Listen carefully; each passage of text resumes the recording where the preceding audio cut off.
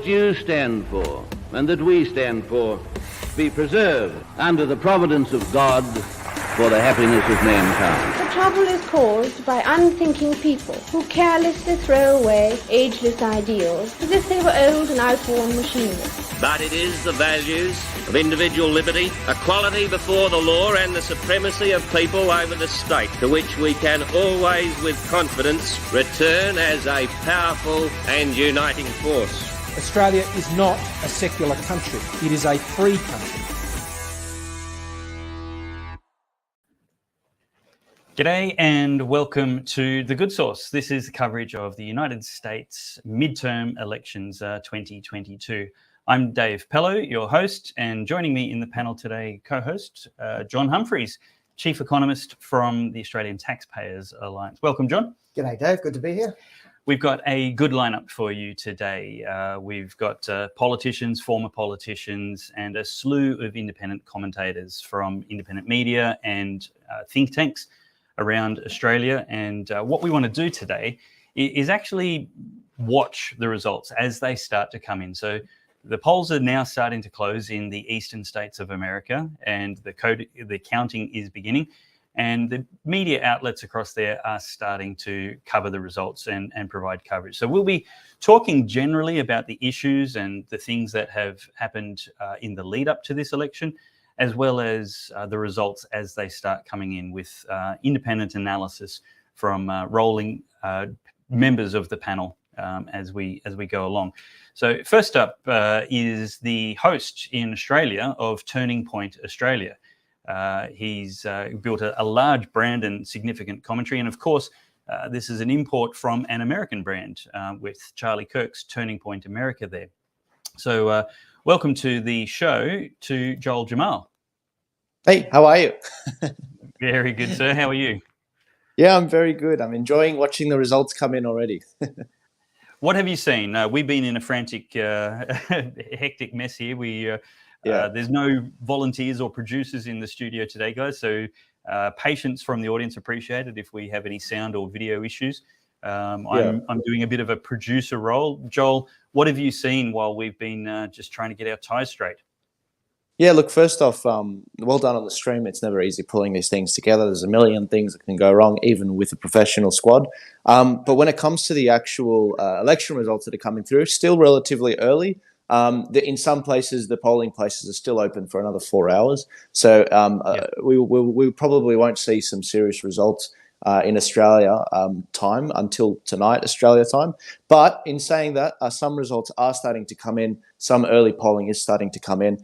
And we're starting to see some great people get elected in states which we know where they were going to get elected. The big breakdown from I should probably go from the start is in America, the way things stand right now is Joe Biden has had unfettered access, unlimited votes essentially in the lower house and the upper house of their parliament per se. They call it a Congress.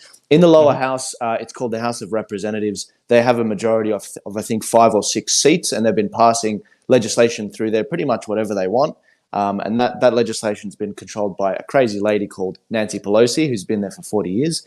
And in order to get it passed through the Senate, the numbers are 50-50. There's 100 senators in total, 50 Republicans, 50 Democrats. And when there's a tiebreak, the president of the Senate is the deciding vote. That happens to be the vice president, Kamala Harris, who I'm sure many of you have heard of and aren't big fans of.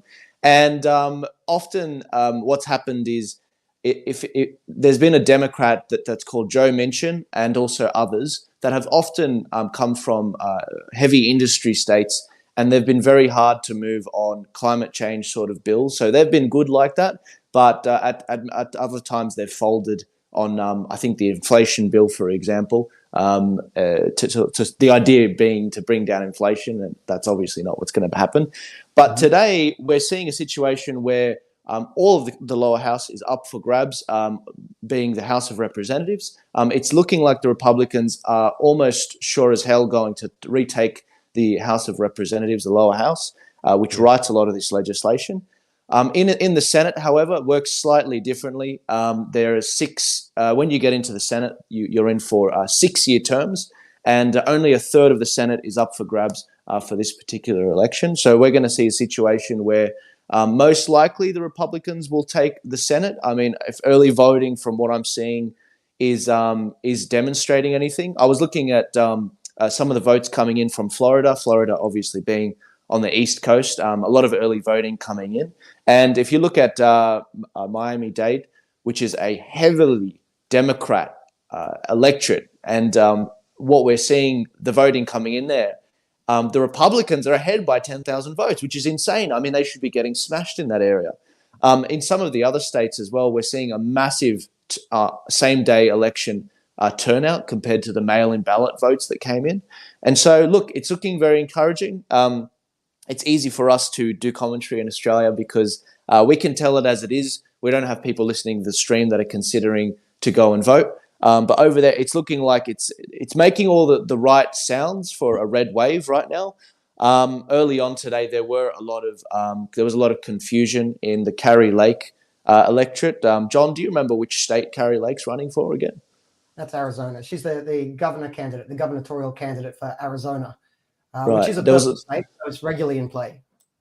There's a big the MAGA is strong with Carrie Lake. A lot of people love her. She's excellent. She knows what she believes in. She's been fighting hard for election transparency and integrity for the last few years in her campaign. It's been a major part of her campaign. And this morning there was a lot of confusion around some of the polling booths there. They ran out of paper. And people are wondering, why are you running out of paper? You're given a set amount for registered voters because you have to register before you go and vote. And who are you giving these papers to? Are you giving them to unregistered voters? I mean, there's a lot of questions there. And the advice they're giving out is stay in line, vote. You can always vote, do a provisional vote if you're there in that circumstance. So there's already a lot of confusion there with some of the problems that are happening in some of these counties. But look, on the whole, if we're going to take some of these early races, early votes that are coming in and polling, it's looking very promising for the Republicans. It was a blood moon last night for them, and as people started voting. And so, look, we'll see what happens, but it's making all the signs of a tsunami. Yeah, brilliant. Couple of things, just one quick one. We've got the first couple of states already called, the senatorial races. Now, these are the easy ones. So Vermont has gone to the Democrats, as expected, and South Carolina, Kentucky, and Indiana have all been called for the GOP already. Now, these ones aren't really the ones that were in play or that we were worried about, but the results are starting to come in. Do we have a moment here? Because I'm going to be primarily paying attention to the Senate, and I think there's a lot of elections happening today, like the entire Congress, the entire lower house, and a lot of governor races and state-based races. But the Senate, if the word gubernatorial comes in at all, that means governor. I can hear you trying to not say gubernatorial. I already said it once, I think. So those are interesting. Carrie Lake for that governor's race in Arizona, and a few other ones. Gretchen Whitmer potentially at risk. She's a Democrat governor in Michigan, which is a blue state, which might turn red. So they're interesting to watch, but the Senate is crucial because, as Joel just said there, it's currently 50-50. The GOP needs to pick up a net one extra senator, and then they would be able to block any Biden appointments, appointments to the Supreme Court, appointments to sort of secretary positions, and they'd be able to run a bunch of Senate inquiries. So that is the most significant thing in play here, and that's the thing we really don't know, because that is really close. So I know we've got other people lined up, so I'm up there. But when we get a moment, I might take a moment to run through those key Senate races. Yeah, brilliant. I'd like to bring in now Senator Alex Antic. Senator Antic is a member of the Liberal Party in Australia, the right-wing Conservative Party, sometimes conservative. Senator Antic himself would fit into that category, although there is maybe not so many of that colour in the allegedly Conservative Party. Senator Antic, welcome to the show. And tell me, we hear this talk of a red wave coming. What does that mean? Because I'm hearing the lying harlot media in America is preoccupied with the term and now trying to downplay or raise the bar on what qualifies as a red wave. It sounds like a great deal of fear and anticipation from them. Yeah, it does. And look, thanks for having me on, and good to see Joel and the whole team here. Well done. I just share his views on getting this all. I was sort of watching backstage and seeing all the interest that goes into putting it together. So you guys have done a great job once again, a bit like our election day last year when we caught up here in Australia. But I've been hearing this term, the red wave, as well. I'm always sceptical, as I'm sure as is everybody on the panel here today, when I hear anything coming out of the mainstream media anymore. And one wonders whether or not this is a suppression tactic. I mean, I don't know. I mean, we just don't know. But we saw that before. We've seen, certain stations calling elections early, and so this early stage of an election, I think, is very hard to gain too much. But I totally agree with Joel. I think the early indications are that this should be a red wave, and what we really mean by that is a huge turnout for the Republicans. And our politics is so confused with the United States because their right-wing party is blue and ours is blue, and so you get all these sort of things. But red is good in the United States. So we say, well, I say, and so it's been really interesting to watch. I woke up in the middle of the night to the news that the sort of familiar news that the Maricopa County was looking at. I mean, who knows whether it's something deliberate or something not. But Kari Lake is saying, the gubernatorial. I worked that one out a few months ago as well. Gubernatorial candidate for governor, their Republican candidate, is saying that she took her team down to a very Democrat area and had no trouble with any of the machines. There were no lineups. There were no anything. So the Maricopa County audit that happened after the 2020 presidential election showed very clearly that there were problems with the election, serious problems across a whole bunch of areas. And it seems as though the early indications are that there may be some games going on there again. I hope that's not the case. As President Trump said in the last election, all we want is a fair race. All they want is a fair race, and all we ever want anywhere is a fair race. So it's interesting to watch them rolling out. Interestingly, I saw that the Guam, the island of Guam, has turned Republican for the first time in 30 years or something like that. That was a gap in my knowledge. I didn't even know they were in it. So there you go. It's a bit like the Italians voting for the Italian Parliament offshore. So I think all indications are this is going to be a pretty hard one to replicate what happened in 2020, which was clear anomalies. The system didn't work, and in fact, I think we could all safely say that there was a lot of interference and treachery going on. Hopefully, that's not the case, and if it is, hopefully there are enough Americans voting so that they can get the red wave through, and so that we can get that system fixed up for the United States, because we need the United States democracy to be strong. Indeed. So we've got some of the results coming in for Florida. It does look like, as Joel mentioned before, Marco Rubio is holding onto a lead. It's now up to, 2.6%. So, I mean, I think ever since DeSantis kind of came and painted Florida red, an extremely popular governor in Florida, Ron DeSantis, it's been one that I think we knew the Republicans were going to win. It's traditionally been in play. It was one that early on they thought might be in play, but I think Ron DeSantis has really made that quite a red state now. And it looks like Marco Rubio will win that for the Republicans in the Senate. Still early counting there. By the way, on the red wave you mentioned, just in the last day or two, if people have been watching their US politics news, the lying harlot media, I think is the term. They've started to... That's the technically accurate term? Technical term, yes. They started to refer to the idea of a red mirage. Not sure if you've heard that. This is the same language they used 2 years ago, which is to say, look, early on, it might look like the Republicans are winning, but you'll fall asleep and you'll wake up and suddenly it was all a mirage and the Democrats actually won. Now, look, I'm dramatizing the way I explain that, but the fact that they're using the language of red mirage, it's got a bunch of people worried. There is an element of truth to that, in that the delayed votes tend to go to the Democrats. So you can get a slightly skewed count, although a lot of Americans are frustrated that they have delayed votes at all. The idea of these postal ballots is mostly an innovation in the American system brought in because of COVID, and Republicans are quite annoyed at that delay in counting, which now happens under this new voting system. So it's interesting they've started using the language of red mirage. It's got some people wondering whether they're up to something already. But well, I think there's plenty of comments coming from viewers watching live now, and please feel free to join the show with your comments, questions, and thoughts directed at anybody. But William here is expressing a popular sentiment that they're setting up another stolen election. Look, whether they do it through election fraud or a variety of other more obvious measures, such as changing voting rules with executive powers as opposed to the legislature, it's certainly a lot of valid questions and criticisms of recent elections in America. Well, I think one of the most valid complaints about the bias in the American system is one that isn't illegal. Then that is that Google very much has their thumb on the scale.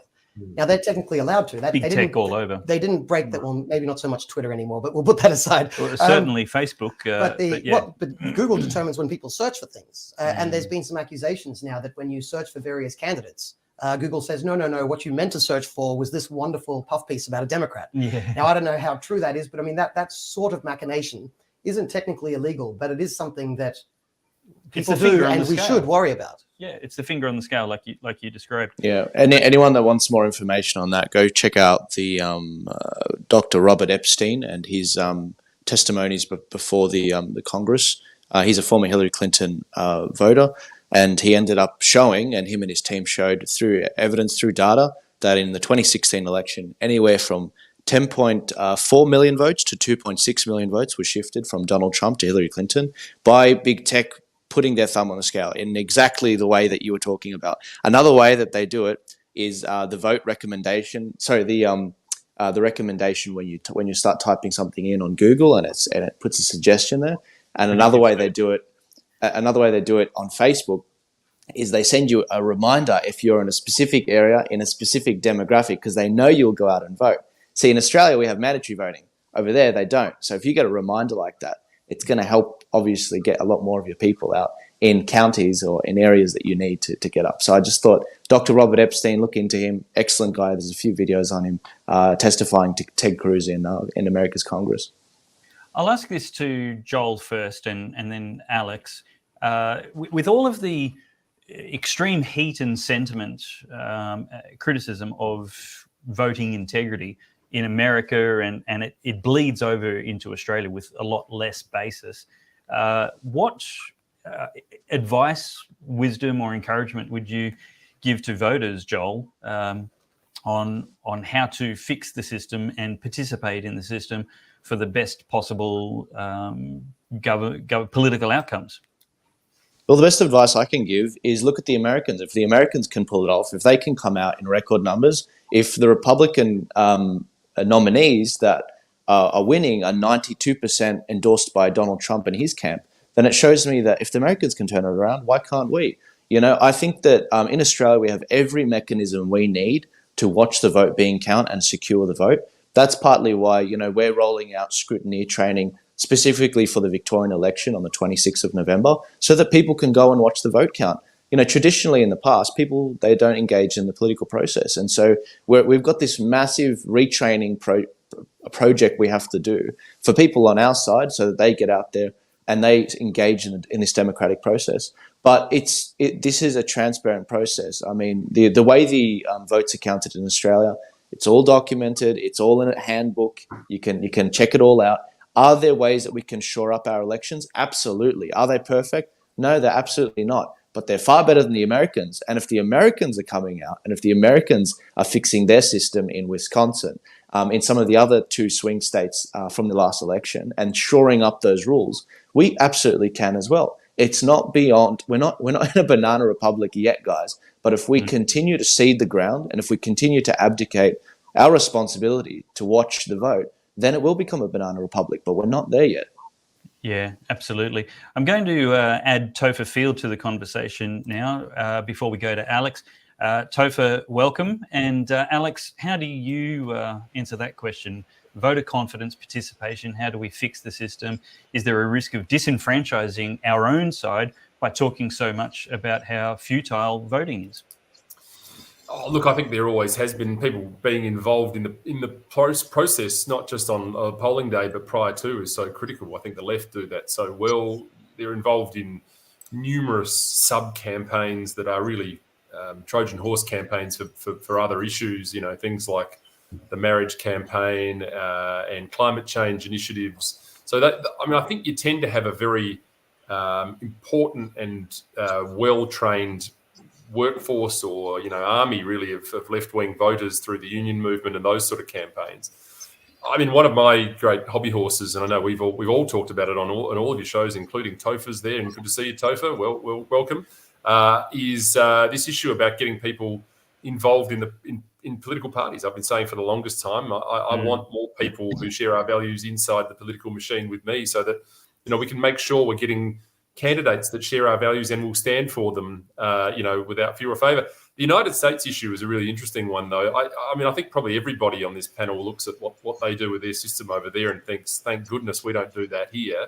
I hear a lot of complaints about the AEC, people saying, the elections are rigged and all the rest of it. And look, I'm as cynical as the next person, but I think, as it turns out, I think we have a very good and fair system in this country, mainly because it's federated. But as Joel says, it's a bit like freedom. It only lasts as long as we're vigilant about it, and we do have to keep doing that, keep people involved. And I think this increasing, partisan nature of all politics does lead people to get more wound up, and I think that does lead to the possibility of people cheating and rorting. But I think on the whole, our system's pretty good. I mean, the one thing we never want to see is electronic voting or machines on booths and the sort of things you see in the US, because that just does lend itself to problems. And the other thing, of course, is mail-in ballots. I mean, we just can't ever allow that to happen. I don't think there's been any suggestion of that, but everywhere mail-in ballots go, fraud follows, and it is as simple as that. And so, we have to make sure that we protect those pillars, and I think we get a pretty good result. I think we get a pretty accurate result. There are always frailties in the system, but I haven't ever seen anything that I'm uncomfortable with, and happy to be proven wrong. All right. Welcome back into the room, Topher, as well, or into the room for the first time, I should say. I'm sure you'll come back later. Topher, throw to you on this question. The Democrats, there was a narrative running a few years ago that the Democrats were going to be in power forever because they had left-wing white people plus a collection of all people of color. It seems parts of that are shifting around the country. Perhaps they were wrong to take people for granted based on their melanin levels. You've got to take on Look, this is a really interesting story to me, because this is reflected in Australian politics as well. There was an assumption that because younger people leaned left wing and obviously older people were going to die first, that meant that in time politics was going to be dominated by the left. But of course, that isn't true at all. What's happening here in Australia is those younger people are growing up and they're getting jobs and they're having to pay bills and they're starting businesses. And a surprising number of them are waking up one day going, hang on, I no longer think politically the way that I used to when I was young and dumb and naive. And a little bit of that is playing out in the US as well. We've seen that happening within the African-American community in the US, where there's been this assumption by the Democrats, we own you. It's an incredibly racist view, actually, when you think about it. There's been a real kind of ownership mentality by the Democrats when it came to the African-American vote, and they have very much been taken for granted. We saw that with the Black Lives Matter movement, where they really used that to mobilize people as foot soldiers for their elections, and then turned around and did absolutely nothing that has improved the lot of African Americans at all. And in fact, there's a great documentary recently released by Candace Owens on how much of a fraud the Black Lives Matter movement really has been. So they've really been taking these people for granted for a very long time. And I think, well, not I think, the data is showing that a lot of them are beginning to wake up to that fact, a little bit like people growing up and realizing that when they were young and Marxist, maybe they didn't know everything. There's a lot of African Americans now saying, you know what, I was young and I was a Democrat voter because I thought they stood for me, and now I'm starting to think maybe they don't. But the biggest story in this particular midterm is actually going to be the Latino vote in the South. And there's a couple of battleground from a Senate point of view.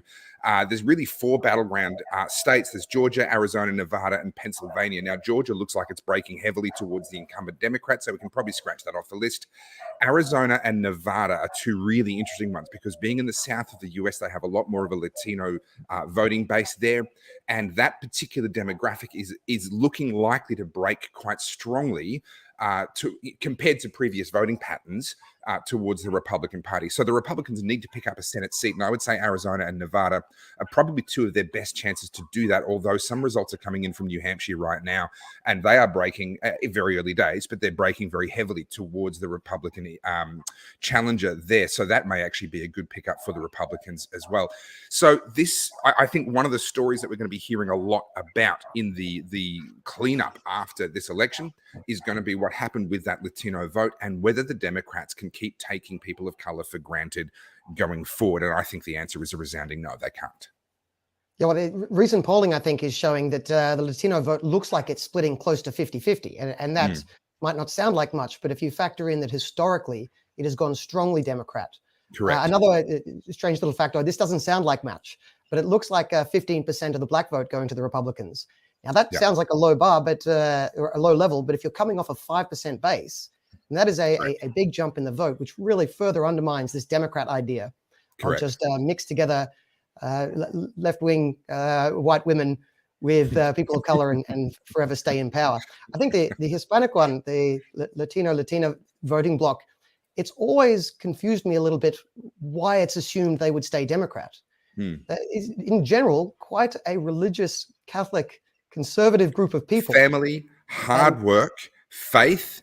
And many of them, there's this assumption that they would support the Democrats because they want the border to be open for people to be able to come across into America.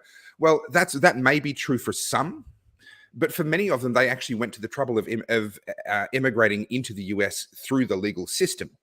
And they actually resent the people that are not emigrating via the legal system. So even that issue doesn't break in the favor of the Democrats the way that a lot of people often assume that it would. So I think the Democrats have absolutely made a mistake. And my suspicion is for those individuals that do now break away from the Democrats and vote Republican, it's going to be very, very difficult for the Democrats to ever get them back. The decision has been made. The recognition is there that, hey, these people don't actually represent me. And I think that break is actually going to be quite a strong and lasting one. Yes, well, I think you say the immigration issue. I think what the Democrats were relying on is they were hoping they could just forever call the Republicans racist. And if everyone assumes they're racist, you can sort of lock in the people of color vote. I think the word racist has become quite a meaningless term or a much less powerful term, given that everyone's a racist no matter what they do for every situation, and people now just rolling their eyes at that slur. Meanwhile, I think there is a growing sense in America that the Democrats are after their kids.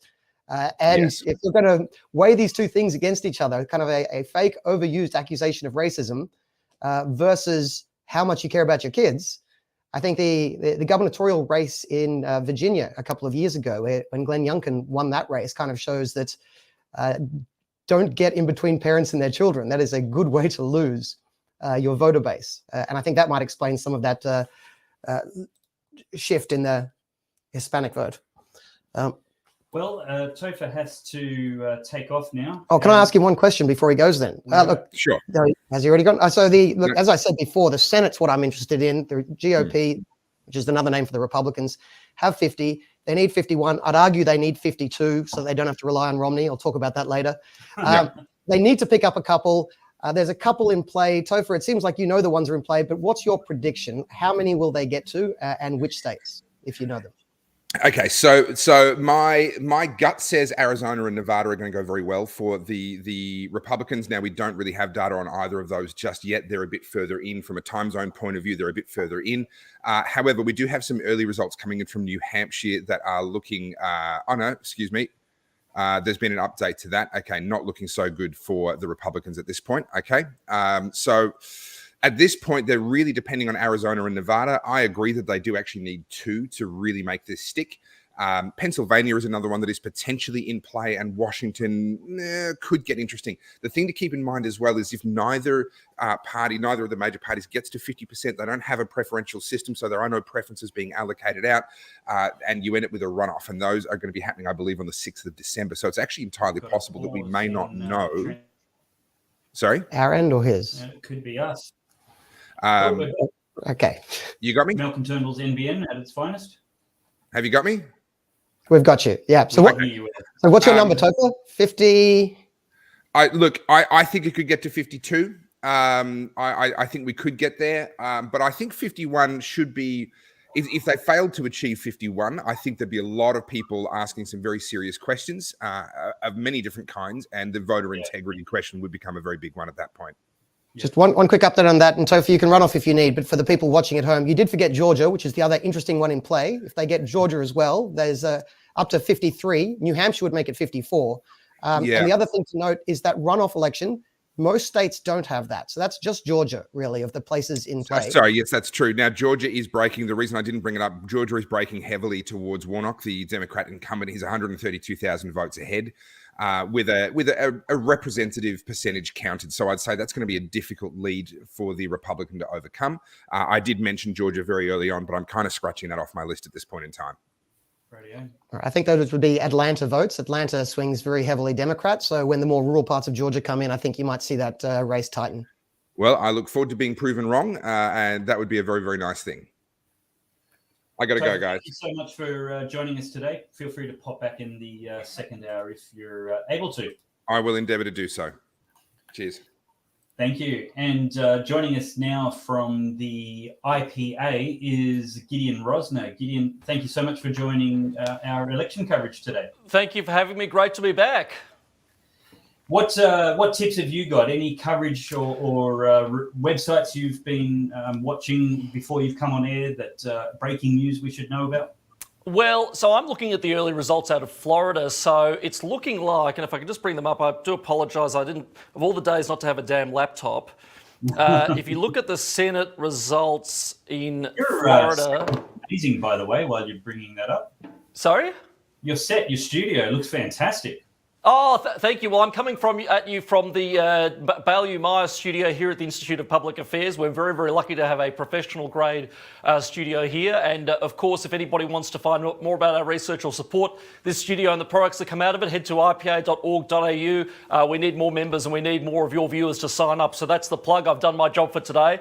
But let's get back to ipa.org.au. Got it. ipa.org.au. Yes, we fight for freedom. If you want the best intellectual content and to support the ideas that will make freedom possible in this country yet again, please head to ipa.org.au and sign up. We need all the people in our freedom army that we can. So just having a look at Florida.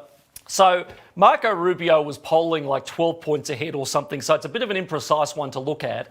But if you look at the early results, this is with 55% of the votes counted. Firstly, I don't know how they've already counted 55% of votes there when they've only just closed the polls. Would have to signal to me there's a lot of early voting. I make no further comment about mail-in ballots and so on at this stage. But that said, Rubio is at about 54.4%.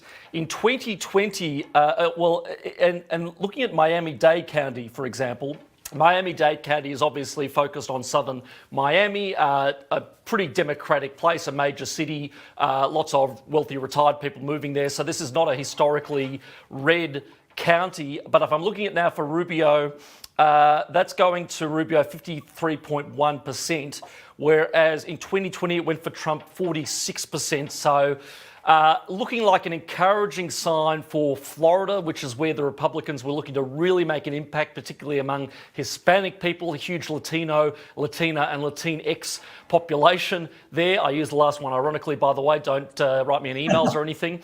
So it looks like that vote is coming home. But again, Marco Rubio is very popular in Florida as opposed to a generic Trump ballot. More broadly, I'm seeing sort of mixed results, a few surprising early leads for the Democrats. I don't know. It has a funny whiff about it, this one again, but maybe I'm just being paranoid. Yeah. I think a lot of these results are a bit too early. The same one with Georgia. Another one in a similar category is North Carolina, which the Democrat has a lead. I think North Carolina is going to go to the Republicans. They just, I can't remember the name of the biggest city in North Carolina, but they tend to count their city votes earlier. The city votes go Democrat, so that I think will balance out. But Gideon, and actually Joel and Alex, if you're still there, I'd just be really keen to peg people down on their predictions before the results come in, because if you guys are giving your predictions after the results come in, I think it's fair to call that cheating. So in the Senate, they've got 50. You're a prediction denier. Prediction denier, John. A bit of context. They've got 50 at the moment. But Pennsylvania is currently a Republican spot. So Pennsylvania is in play. They could lose that to a person who basically can't speak English anymore. If they lose that, they go down to 49. If they get Pennsylvania 50, then there's Georgia, Nevada, Arizona. That would get them to 53, New Hampshire to 54. Beyond that, it's difficult. So Gideon, Joel, Alex, what's your best bet there? Well, Sorry, I missed the question. I was looking at North Carolina. No, I was just having a look at the results as they're rumbling in here as well. It's very hard to know. I mean, I think Topher's summary was a pretty good one. 52 is a possibility, but I think as Gideon said, I sit back with this uneasy feeling that we've seen this all before. I remember vividly in November 2020 sitting comfortably at CPAC on the day, looking at the results rolling in, thinking, well, this is pretty well done. And then as the night went on, the graph spiked and, the bathroom started collapsing and all of a sudden they had to roll the shutters up and, everything changed. So, look, I don't know. I think Pennsylvania is interesting. It would be a very telling result if that Fetterman bloke was elected. I mean, it's we've seen some uninspirational performances and political stages here in this country, but I don't think anything's ever rivaled this guy. He is... despite his difficulties that he's had, it's pretty amazing to think that he could roll out a big vote there, but he might. So that's very interesting. And I'm interested in Nevada as well. I think that's going to be a tight race. I wouldn't be surprised if we get to 52. It sounds like the House is just a done deal. And interestingly, I think Marjorie Taylor Greene, MTG, is back. I just saw that roll in on Twitter as well. So that'll need some safe spaces around the country in order to get that one rolled out. And Georgia's 14th congressional district, so another few years of MTG, which I think will be very entertaining. Joel? I believe he's muted. We've lost your audio there, Joel. You're not muted digitally, but just check your connection. You're smiling wonderfully. Maybe...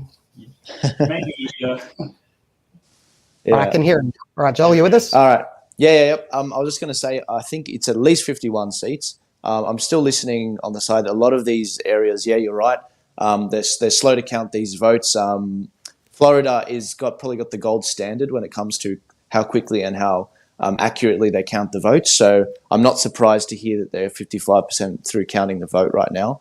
But no, I think at least they'll definitely capture the Senate. I mean, at least 51 seats. I mean, the early indicators from what I'm hearing from people, I'm also sort of half listening to another panel, Charlie Kirk with Turning Point USA, and they've got a few experts that have come on, and they're all feeling vindicated right now in terms of the predictions they've made and with the direction they see things going. I think because what they're looking at specifically and why they're perhaps a bit more accurate, in Australia, if we were looking at electorates, we'd be like, oh, why is it that in the middle of the Melbourne electorate, for example, the Greens have this polling, whereas these parties have this polling? They're looking at specific electorates right now, and they're seeing the trajectory that this red wave is coming at.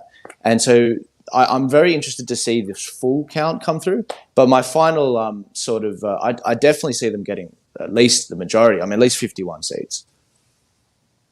Right, I think it's if we've got a bit of time for the people who may not have been following the Senate like quite as much of a tragic as I have, to give people a bit of the lay of the land for the states that are really in play. So I think we can say, I'm going to assume that there were toss-ups early on, but let's assume the Republicans do take Florida, North Carolina, and Ohio, J.D. Vance in Ohio, which is another one that was an early toss-up, but those three have lent pretty heavily Republican in the last couple of weeks.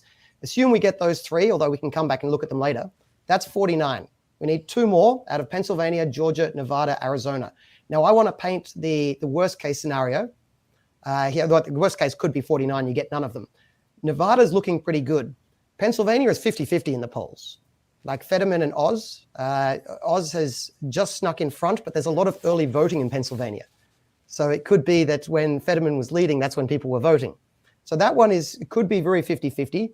Georgia is just as much a toss-up in the polls, 50-50, and Arizona is pretty much the same way. So even if the Republicans pick up Nevada, the one where they're ahead in the polls, they still have to get one more. And I just want to, that would get them to 51. I just want to point out 51 is a dangerous majority to have because that includes Romney. And I've got to point out, for instance, Romney has, there is a senatorial race in Utah, which is where Romney's a senator. There's two senators from each state. Romney's not up for election, but the other Republican senator from Utah, Mike Lee, a solid small government conservative man, he's up for election, and all of his senatorial colleagues endorsed him except Mitt Romney. Mitt Romney did not endorse the Republican in that race, which is quite remarkable. I think it's fair to say the Republicans cannot rely on Mitt Romney's vote. So they really need to get to 52, which is what some people have called, I think accurately, a Romney-proof majority. Yeah, Romney also voted to remove the president from office, I do believe. Correct me if I'm wrong. Yes, he wasn't the only one, but the Murkowski and Collins are the other two moderate Republicans, but they have endorsed Mike Lee, for instance, and I think they're playing with a straight bat. I just think they happen to be personally more moderate, whereas I think the behavior of Romney does raise serious questions, like why would he not endorse Mike Lee? I think the Republicans need to get to 52 to feel comfortable. I think my bet is 53, by the way. I would love to say 54. I'd love to put New Hampshire, which would be the 54th state in. But every time I bet on New Hampshire, it lets me down. So I'm going to hope for 54. By the way, Washington State, which is traditionally quite a Democratic state, is now within the balance of error. What is that? Wow. That it's within 3%. So Washington State could even get up to 55, but I think that's unlikely. Well, Oregon looks like happy hunting ground too. But just on Susan Collins and Lisa Murkowski. Murkowski is a real piece of work, but I'll always have a bit of time for Susan Collins, who's a senator for Maine and has been for a very, very long time. Yes, falls on the moderate, rhino wing of the Republicans, but if anybody hasn't seen her speech on the floor of the Senate for the confirmation of Brett Kavanaugh, that is one of the best speeches in the history of the American Republic. It is a must watch, and I got a lot of respect for her after that. Now, I want to go back to North Carolina, which you were talking about earlier, John, and I'm looking at one of the most important and close House races in the election today, and that's the 13th district of North Carolina. It's it's sort of a bellwether and sort of an indicative seat in a sense, because it takes in a bit of Raleigh, which is a big urban centre, and it also takes in a little bit of the sort of semi-rural areas of North Carolina, and in particular the suburbs of Raleigh. And that will be a big litmus test to see how suburban voters are going, because the folklore of the last election was in the US is that suburban women in particular turned against Trump because of the mean tweets. Will those people come back? I mean, you would hope so. You would think so, almost certainly, because of crime, because of inflation and real bread and butter issues in the US. As I'm reading it now, the Democratic incumbent is up, or rather, it's a Democrat-held seat, but it's the Democrat candidate is up 61.6% to 38.4%, with 43% of the vote counted. That is not a great early indication. I just can't fathom the fact that seats like this aren't going for the Republicans. I mean, this is the worst administration, certainly in my lifetime, but, at least since Jimmy Carter, at least. So the fact that we're not seeing these strong results just yet with, again, 43% of the vote counted, I don't know. My spidey sense is still tingling here. It's a very interesting race. There are so many places where Republicans are doing better than they should be in strong blue seats, strong Democrat seats, and there's other places where they're not doing as well as they should be. That's very well predicted. Senator Antic, thank you for your time this morning. Any final thoughts or comments before you have to sign off? Well, look, I think we're all going to be sitting back and watching for the rest of the day, and I guess we'll go into the same pattern we went into last time of about 10 o'clock at night, hopefully not seeing polling places close and so on and so forth. But let's wait and see. I am hopeful things are. A few of these states have tidied up their rules, and I think people are a bit more across it now. So let's hope it's okay as the details start to roll in here. But some key states that haven't even gone anywhere yet in the count, and we've got still a long way to go. Brilliant. Thank you so much for your time today. Thanks for having me, and good luck, everyone. Thank you, Alex. Thanks. By the way, just to comment quickly on something Gideon raised earlier about the... Quick comment, because we've got to say goodbye to Joel as well. All right, yeah. Just you mentioned, I can't remember who it was who mentioned that, maybe it was Alex, that Florida had strangely counted all these votes very early. That's because Florida is one of the states that allows the counting of postal ballots before the close of the votes. So they were counting it all during the day. Right, okay. And that's actually an innovation to make sure that Florida can give their results on the day, because Ron DeSantis wanted to make sure they count the votes quickly, and kudos to him for doing that. Yeah, absolutely.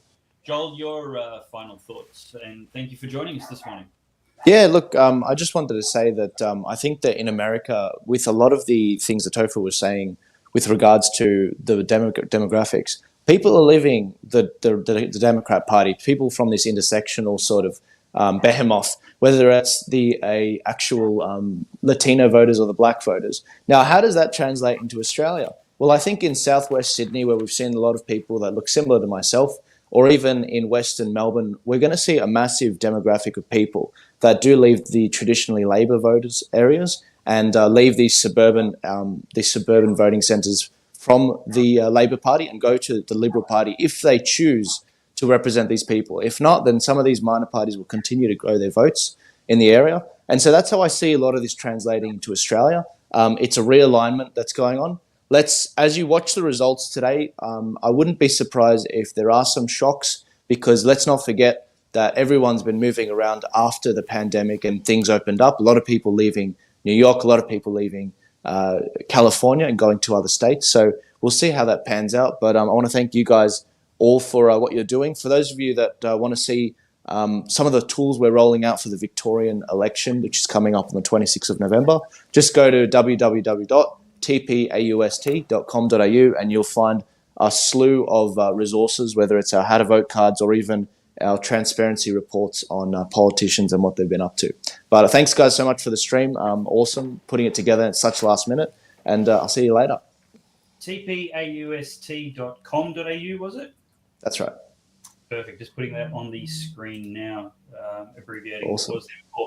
Joel Jammal from Turning Point Australia, thank you so much for joining us today, your insights and thoughts. Appreciate it. Awesome. See you, Dave, John, and I'll take it easy.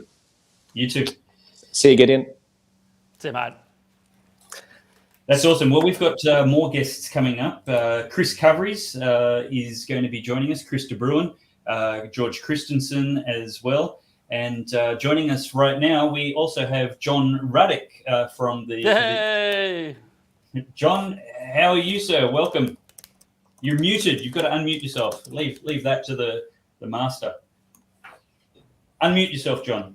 Okay, we're in business. Sorry about that. Okay, well, I thought I was on a midday.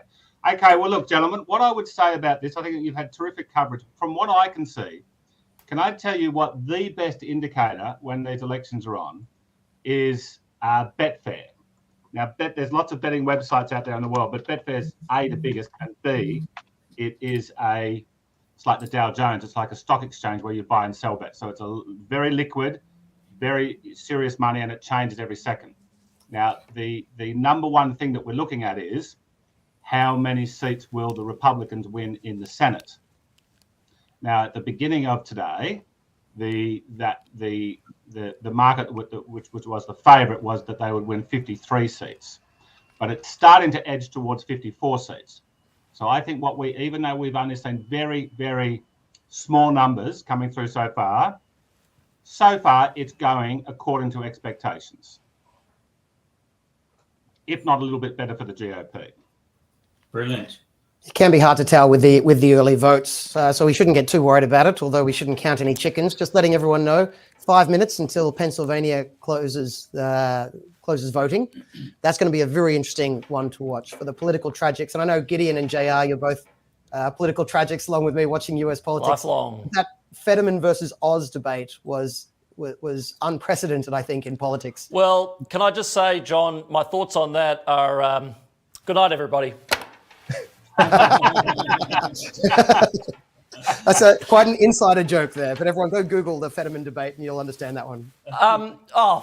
Anybody following the US midterms and anybody smart enough to tune into this stream should know what that joke refers to. But can I, just before we go to Pennsylvania, the polls have closed in Ohio, and we mentioned JD Vance in the Senate race there earlier. I think he's looking pretty good, but I want to talk about the 9th Congressional District of Ohio. This is centered around Toledo. It's sort of a narrow strip among the top of Ohio, but it has a major urban center in Toledo at the top of it, and also some rural and urban areas. Now, this is a very, very tight key race. In 2020, it went for the Democrats, 63.1%. I've only got 1% of the vote counted in Ohio, but it's narrowed down to 54.7% for the Democrats. So that's an indicative swing of about 9% so far. But again, it's 1%, it's early days. But if we keep seeing results like this, and if indeed it goes even further the Republicans' way, the more votes come in, then we should be having a very, very good night indeed. Can I just, by the way, mention Real Clear Politics is now actually called Florida for Rubio. So if they can be believed, and they've got a pretty good track record, so. We can tick Florida off. We probably already knew that, but so that's the Senate or the governor's race. They don't have the governor's numbers. I don't have those in front of me, but I think we can safely say DeSantis is in. Rubio was running with a smaller lead, and he looks like Rubio at the moment is ahead by 11 points, by 11%. So it's probably going to be a massacre, I think, for the DeSantis race. I can check that in a sec. A little bit of trivia for everybody. It's roughly around 4 a.m. in Istanbul right now, and Stephen Shavura is watching from there. Otherwise, he'd be on the panel. And his comment is that it's interesting that America seems to be rejecting Democrat wokeism.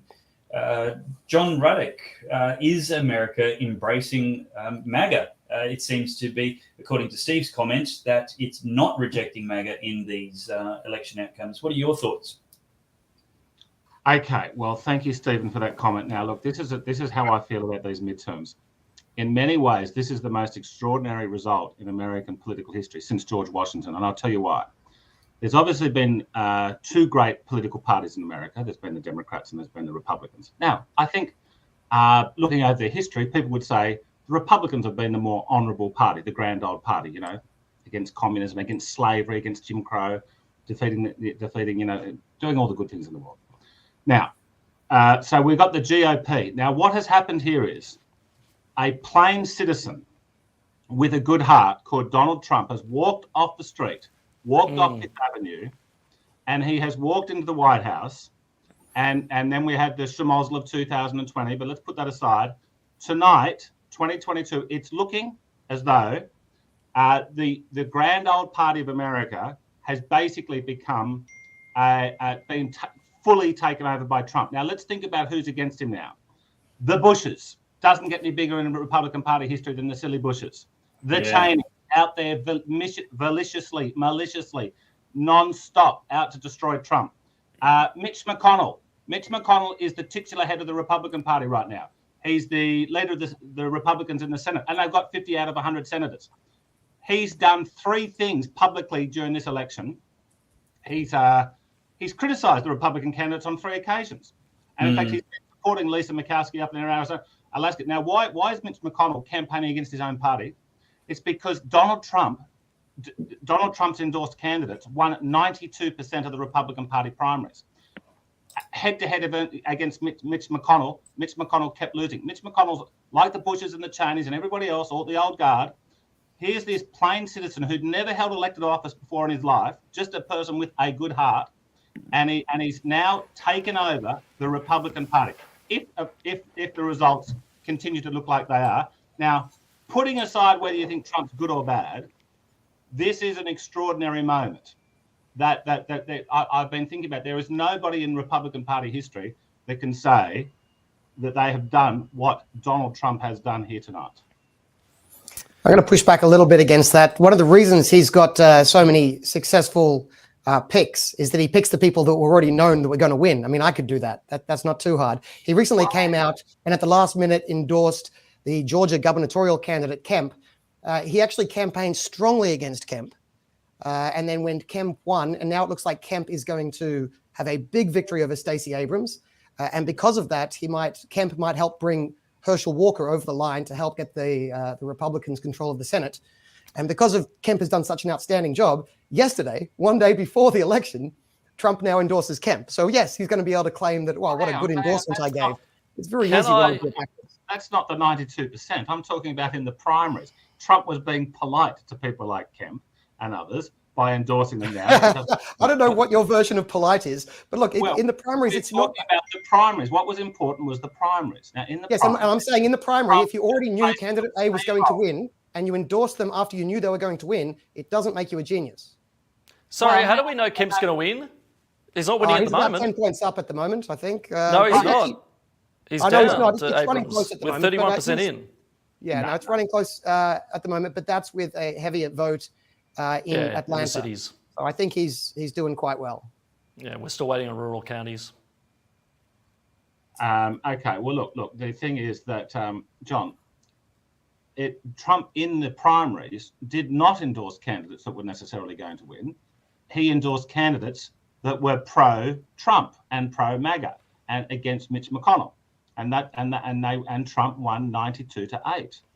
It's just not true that McConnell was backing 8%. They both endorsed a lot of the same candidates, and I got to say, I think Ron DeSanctimonious, as your man called him, is a pretty bloody good Republican as well.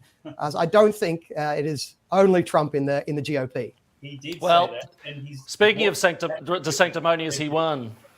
CNN's called it. Yes, okay. Yeah, by quite a bit. It looks like 15 points. Ron DeSantis, who we all love and admire and respect, he was fantastic on COVID lockdowns and fantastic on the vaccines, and God bless him for that. And I love him, okay? However, DeSantis would not be DeSantis without Trump. No one ever heard of Ron DeSantis 4 years ago. He was begging Trump for his endorsement 4 years ago. Now he's become a superstar and fantastic, okay? Because of his total, him and Sweden around the whole world were the smartest people when it came to all the COVID BS. But look, I've got to say, when we're talking about 2028, Ron DeSantis is no longer the heir apparent after Trump, okay? Because I believe Ron DeSantis has been supplanted by Kari Lake, because Ron DeSantis thinks he's too smart for Trump. He's a little Trump baby, and he now wants to have distance between himself and Trump, okay? Whereas Kari Lake out there, who is a total superstar, she out there, all of her public announcements, she says, I love Donald Trump. I think he was a fantastic president. Now, so it reminds me of Reagan in 1964, going down, standing with Barry Goldwater when it was unpopular, but it turned out to be the best thing that happened to Ronald Reagan to do that. And I think this is what's happening now with Kari Lake. She is the future of the Republican Party after this cycle. Just one moment of context before you jump in with the next one. I just want to point out, I don't dislike Trump. I just find the knee-jerk sycophancy a little bit tiresome. And I also got to point out, Kari Lake, we don't actually know her bona fides yet. She is great dealing with the media. She hasn't proved herself yet. I hope she does. I hope you're right. But let's wait and actually see what she does. Given one of her main closing pitches is to call the Democrat a racist. That's an interesting take. I'm not sure where that'll go. Tom Humphreys, I got to say, look, I like Trump. I think Trump's good. But he did give us Fauci. He's not perfect. John Ruddick, what do you think Kari Lake stands for? What would have you heard articulate other than she loves Donald Trump? Well, I mean, I've seen. Look, she's put out there a 5-minute biographical sort of video. She says that she registered as a Republican on the day she turned 18, so she could support Ronald Reagan. I believe that she is basically the female version of Reagan. Reagan had spent an entire career, a successful career, in front of the camera. And Kari Lake has done the same thing. And this is why Reagan and Kari have so much sort of presence and sort of positive aura on camera because they're so used to it. Now, in terms of what Kari Lake, look, she says that she is part of the anti-warmonger wing of the GOP. Okay, well, that sounds pretty good to me. I'm imagining you would like that, Mr. Humphreys, Dr. Humphreys. Now, in terms of you saying being sycophantic to Trump, look, I'm just saying, I said, look, I don't care if you like him or don't like him. The fact is, and this is not going to be reported, but it should be, the major headline is, an individual has taken over the grand old party. Now, whether you might think that's a really bad thing or a good thing or a neutral thing, but it is a massively significant moment in American political history. Can I just point out? Yeah, sorry, go ahead, Gideon. Yeah, look, the point I should make about the Trump takeover is it's very important that these mega candidates actually win.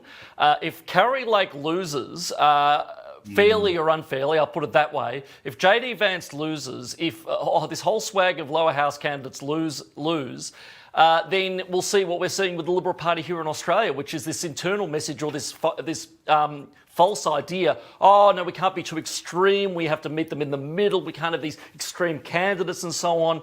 So at best, you'll get candidates that end up winning somewhere down the line but don't actually do anything. So I'm nervous about these results, especially because the Fox in Arizona put up a graphic of Kari Lake's opponent winning by 3 points even 10 days out from Election Day.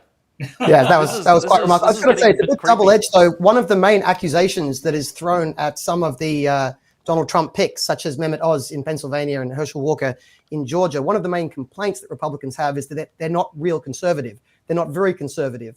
They're rhinos that have skated through based on Trump's endorsement. And I hope that's wrong. I hope they're great. But they haven't proven themselves yet. And it'll be interesting to see how that plays out. If they can squeak over the line, it's not necessarily true that if they fall short, the response will be to get more moderate. Their accusation against them is that they are too moderate. And so you'd need a stricter conservative. So we'll see. I could go either way. I've got George Christensen waiting backstage with a whole lot of updates, news and announcements, and I haven't spoiled any of them. But John Ruddick, I've got one more opportunity for you to reflect on something from Stephen Shavura, our reporter on location in Istanbul. He says MAGA effectively has taken over the Republican movement, if not all the elites.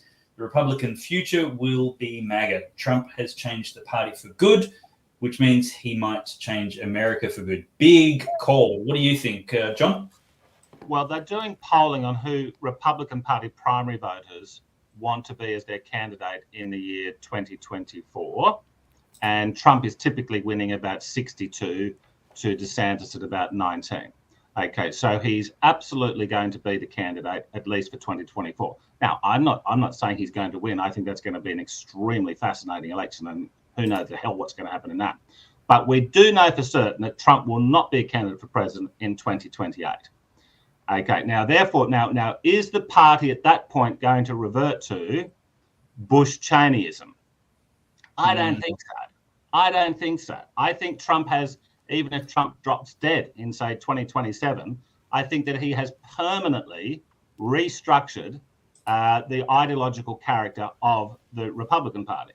And I think that's going to be a very, very good thing. So it doesn't matter whether Trump wins or loses in 2024, the person, when he will have to endorse the successful candidate in 2028, hopefully 2032. And I think it's going to be a very, very good thing. And what we're seeing a massive realignment in American politics, because the socially conservative African Americans and Latinos are moving pretty significantly towards the Republican Party. That's a huge, huge deal. Yes, I agree with our correspondent in Istanbul. Trump has permanently reconfigured the trajectory of American politics. Thank you very much, John Ruddick and Stephen Shavura. I don't know what you're doing awake at 4 a.m.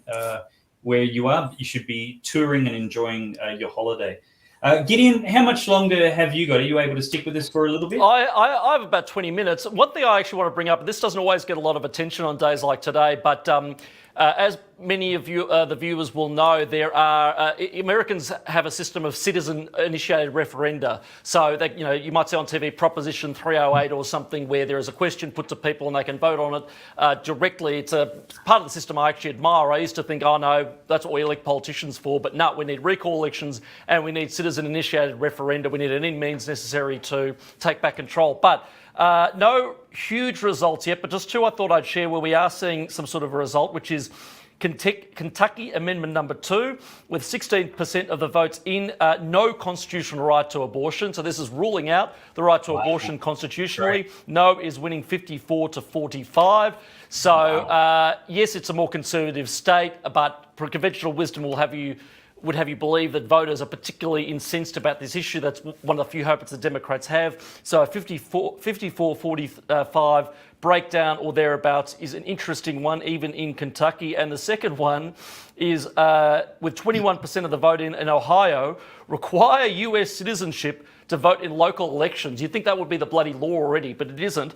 Yes is 73.3% and no is 26.7%. So three quarters of Ohioans want you to be a citizen in order to vote. That seems like a pretty decent result to me. Maybe driven by concerns over integrity of the elections last time around. We don't know.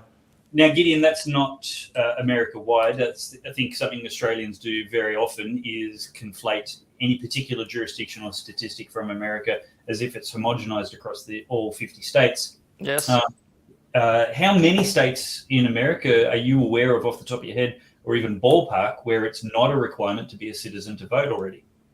I have absolutely no idea, and that's what makes American elections so difficult and so interesting in a way, and so chaotic, because one thing I'll complain about almost every government institution this country has to offer, but one thing I don't complain about a lot is the AEC. The AEC generally, does a good job, stays in its lane, but the important thing about the way we do elections in Australia is it's consistent across the board.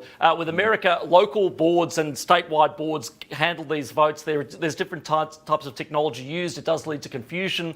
Everybody remembers the infamous butterfly ballots from a certain county in Florida in the year 2000. But this is what makes it difficult to engage with people in Australia about election integrity. People say that's a conspiracy theory. I say, look, a lot of the things that went wrong at the last election were completely legal. I mean, imagine what would happen, for instance, if the AEC sent out pallets of votes, blank ballot papers, to apartment buildings and Labor and Liberal Party officials collect them and return them again. We would never stand for that in Australia. Yet in some states in the US, that's exactly what happened, legally and with full consent of the state governments there. But the other point I'll make about the way the American electoral system works is the governors' races are so important in that regard, because the governors and the state governments in the US dictate how the electoral system is supposed to run. So if there is more confusion about broken voting machines or things that are certified that shouldn't have been and so on, it is important to have a solid Republican in the governor's office to prevent that. So if Kari Lake, for example, wins and there are more question marks over how things are going in Arizona, well, I trust Kari Lake a lot more than I trust the bloke who was there before in 2020 to make sure those election results are fair and audited and done to the satisfaction of everybody involved. Yes, indeed. It would be good to see legislatures control more and having less governors and Secretary of States in the various states overrule the existing voting legislation, and hopefully we can get that cleaned up before the next presidential election. One just extra quick bit of news here. We've been focused on the Senate race because it's crucial, and some of these gubernatorial races because they're fun.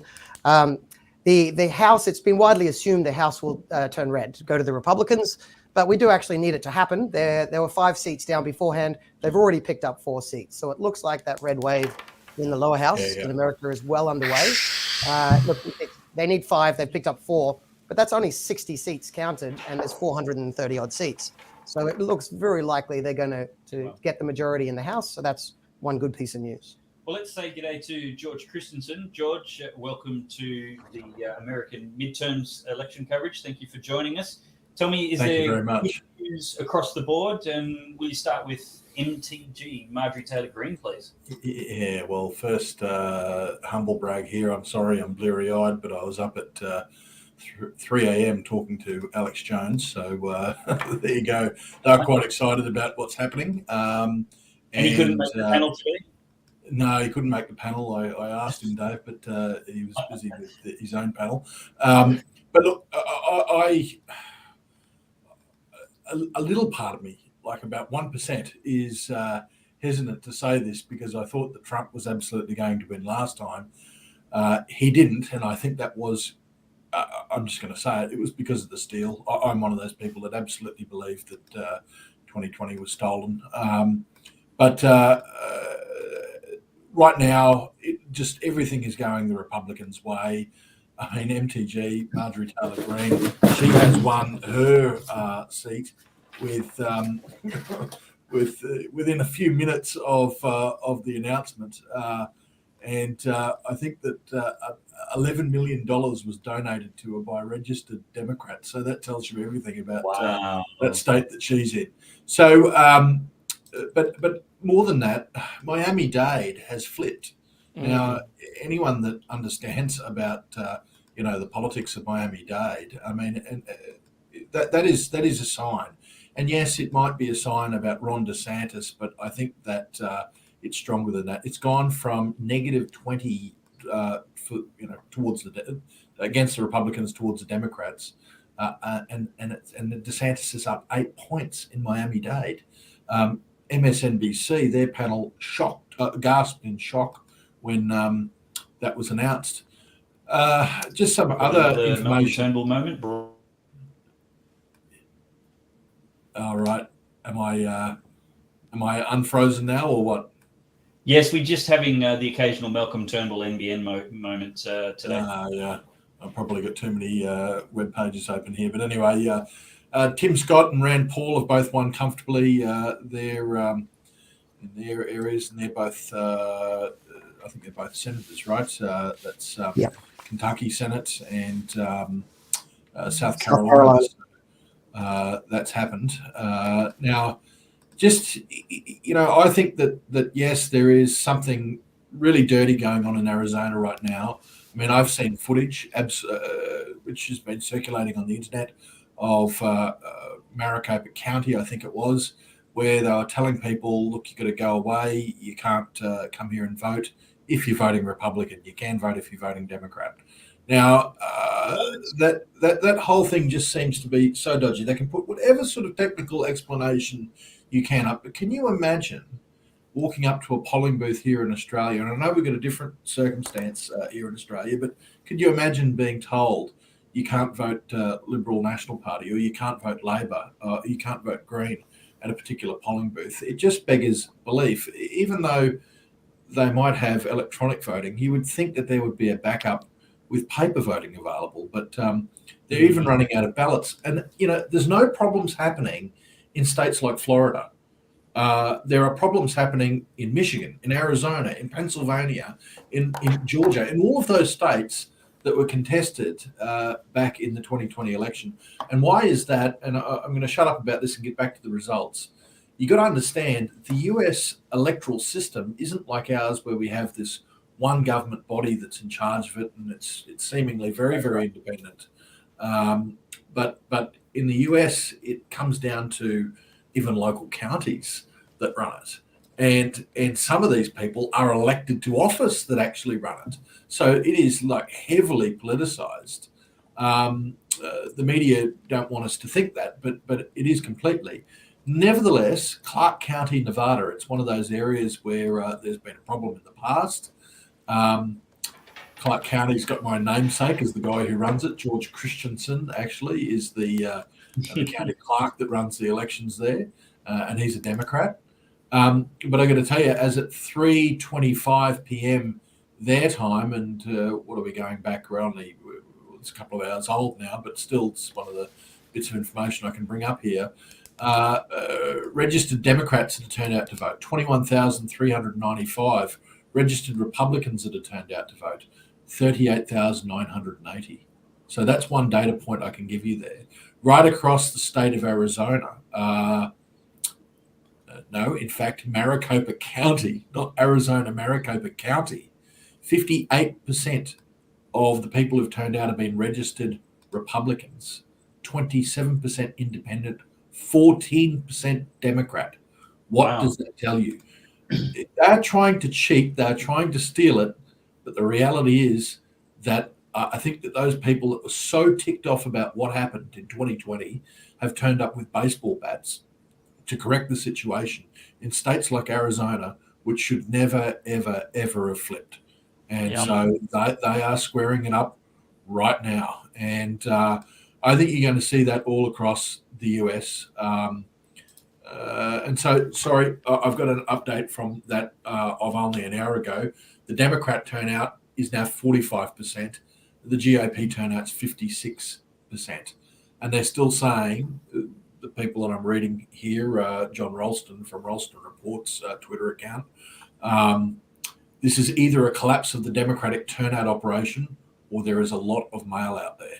Now, we know what happens with the mail. Anyone that watched the film 2000 Mules knows exactly what happens with the mail. So, but look, I think that there's an old saying in US politics, they can't cheat if it's not close. And I actually don't think that this is going to be close. I think that we're going to see a lot of cheating, but it just won't make it up. Now, one more data point, and I'll shut up and let someone else have a go here. If you think that, maybe we're kidding ourselves about this being a red wave or a red tsunami or whatever they're calling it over there, the reality is that when you have states where the mainstream media is refusing to call it, like Illinois being the home of Democratic corruption with Chicago, Illinois, they can't call the result there. It is too close to call. That doesn't happen in Illinois. So, there is a massive, massive change going on here. I just saw something flick up on my screen here, and then I will shut up. Vance is behind, but that's early counting. Yeah, I think the stuff where Vance and Walker and a few of the Republicans are behind. It's also Oz is behind Fetterman at the moment, but it's very early counting and it's not indicative. So if you actually do like for like, a lot of these states are actually running very close. Like comparisons has Georgia on a knife edge, and it's too early to tell. I think in some of the others, but I think there's some new information coming in. Gideon, did you get something in about Pennsylvania? Look, just what's publicly available, but just on the topic of what George was talking about, and Pennsylvania being an important state, and it being a place with dubious election procedures, to say the least. Now, you said Oz is behind on early voting. 7% of the vote is in. That's a reasonable sample so far, and CNN has Fetterman winning at 81.3% of the vote. How the hell is that possible? And I want to go to one particular county, because a lot of them are urban centres with Pittsburgh and Philadelphia and so on. They should be flipping too, quite frankly. But looking at Clinton County, which I think is a more rural sort of a place, or appears to be, Fetterman is at 68% of the vote there, with 14% counted. Now, if you go back to 2020, Clinton County voted 67% for Trump. So you're having a complete inversion of the results from 2020 to 2022. How is that possible?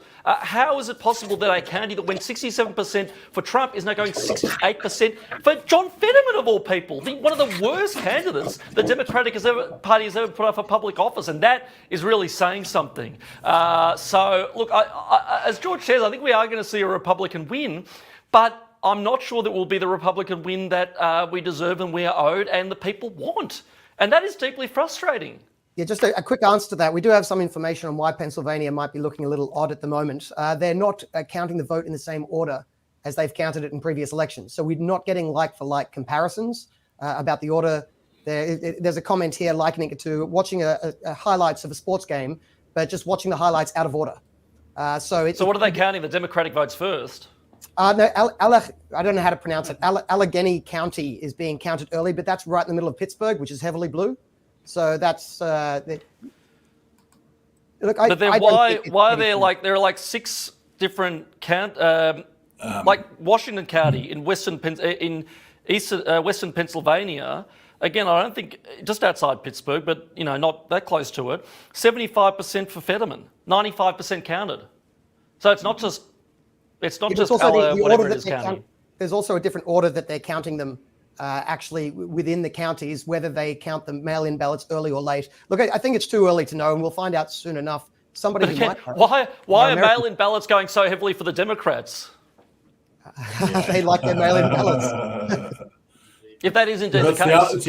It's the old story. I think it was Kimberly Klasick that put up a tweet saying she's very worried her grandparents were lifelong Republicans, and she's very worried they're going to vote Democrat this election. They've been dead for years.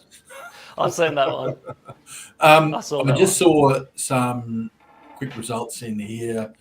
Wow, where George, are we? Before we do that, let's just say good day to Tim Andrews.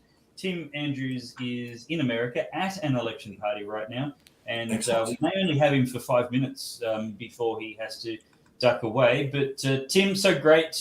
Thank you so much for joining us. What's the mood and the feel like? Where are you, and how does it feel where you are?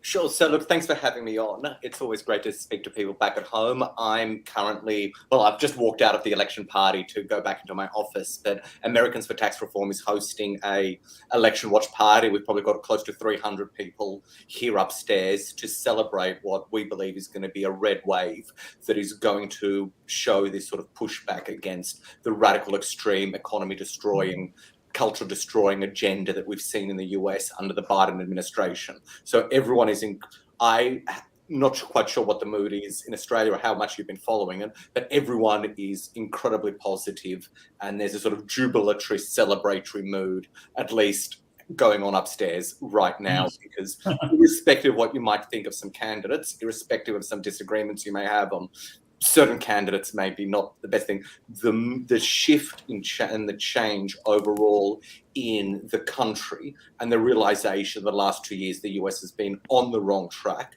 and that today is the day that things start to change, is a very, very real one. That's it's I hope there is real change. I think everybody we're seeing in the comments that there's a great hope for change as well. So, Tim, just quickly thrown to you now, what's your prediction? What is your number for the Senate? It's the Senate that I've been most fascinated with.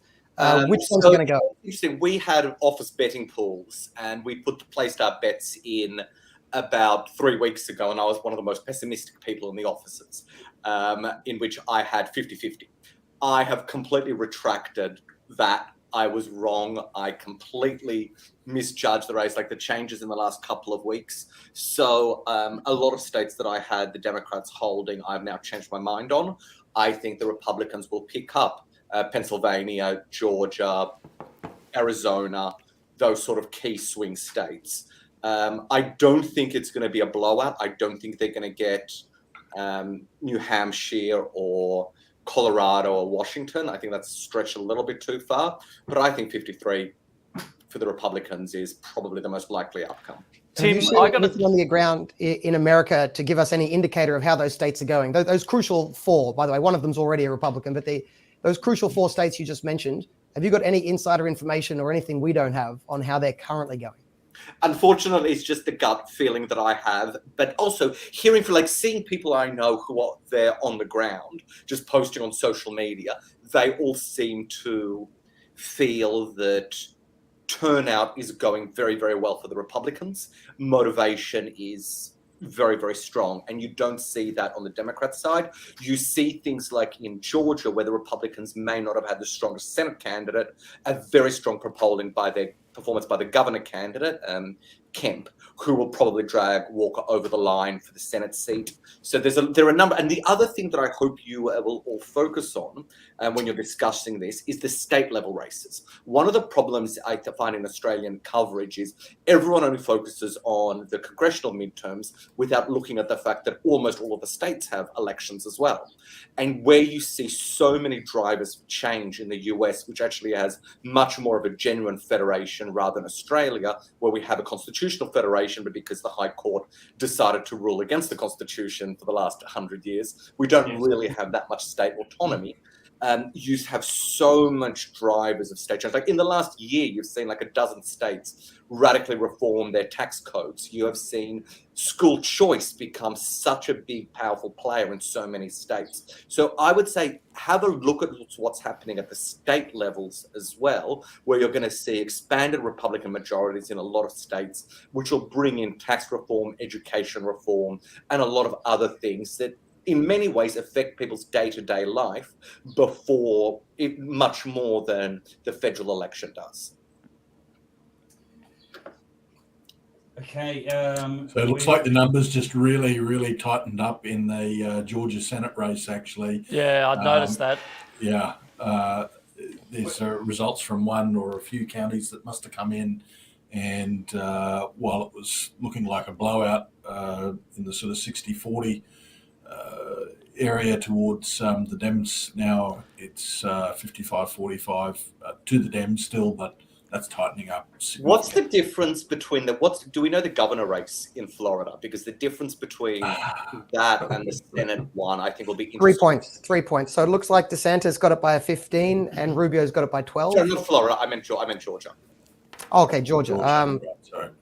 Georgia, Kemp is up narrowly. Kemp is up by 1.5 points, and Walker is currently down by 4 points. So actually, it's tightened even further since you looked at it, George. Georgia's now 52. It's only up by 1 point. Then that bodes at this point. That bodes very well for Walker because Kemp is going to win by a comfortable margin, I think. And so what about Pennsylvania? Because I'm looking at that, and I can't believe. I know we talked about it before, but it's now the results with 17% counted. It's going better than 80-20 in the Democrats' favour. And I just, after seeing the performance of Fetterman, and yes, he's obviously suffering from, the after effects of a stroke. Nonetheless, I can't believe those results. Can you just be explained further how they're counting that and whether there's any chance there or whether that's just completely gone? Don, mail-in ballots always favour Democrats because Democrats encourage people to vote by mail much more than Republicans do. So they've been counted first? Is that the case here? Is that what you're saying? That is my understanding. Okay. But look, I'm going to log off now because I have a party to go and enjoy. I might try and duck off, come back a little bit later, but I may also, we have a lot of key election analysts, campaign people upstairs, so I might see if I can convince one or two of them to come and join you as well. I got to run too, guys. But Tim, just before I go, and you go, Tim, just a question. Look, I'm a bit paranoid because this to me is reminding me of 2020 election day. Kentucky and Indiana come in, they're good but not that good. We're seeing early results that are, for example, Ohio, JD Vance looks like he's a bit underwater. There are a few results that are going Democrat without making complete sense. Am I being paranoid, or will the Republicans underperform tonight? Why are you so optimistic despite an underwhelming result in a lot of early results? I don't think that early results are anything that you need to pay too much attention to because it's essentially just random throwing darts at a dartboard in terms of where the things. I could be completely wrong. The Republicans could have been overconfident and could completely underperform because people may think, they've got it. This is definitely it. But it's actually like when I was so I did a national We Vape We Vote tour for most of the last 3 weeks. And I was in a lot of rural places. The amount of people who not just, because you'd see a campaign bus, you'd come up and talk to them. So not just at the events that we did, people who would come up and you'd engage in conversation. Not necessarily the most random sample, but everyone who engaged in conversation with us, when we started talking about the midterms, so many people were lifelong Democrats who wouldn't do it anymore because of inflation. Inflation was the number one thing that, they wouldn't use those words, the word inflation, but that was the number one concern in so many people's mind.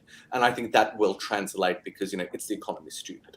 So I also think that, there was a great Babylon Bee article, the Democrats about a week ago, Democrats are really, really worried that the Republican lead is now greater than the margin of fraud, which was, I think, a hilarious story. But look, I don't believe in the conspiracy theories. If people elect Fetterman, despite the fact that he's clearly, I feel sorry for the guy, but he's clearly not medically well enough to be a senator and fill his job. And if people still vote for him, then I think that is a very, very sad indictment of where we are as a society and the political culture. But I don't think it's necessarily because of shenanigans. And I think that as the night progresses and we get better, more accurate results, I think those trends will start improving. But, I could be wrong. I'm. All right. Well, good to know, my friend. I got to jump off. Thank you, David, John, George, Tim. Love you all very much. Thank you, Gideon. Thank you, Tim. And I'll come back later. If we see you later, that'll be fantastic. But let's add Chris de Bruin from Chriscoveries to the broadcast now. Chris, so great to have you join us. Thank you for taking the time.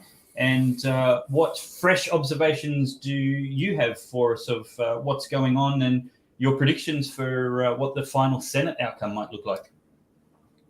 I'm not a numbers guy, but it's easy to overlook that today's results aren't going to change many people's opinions. They shifted weeks or even months ago.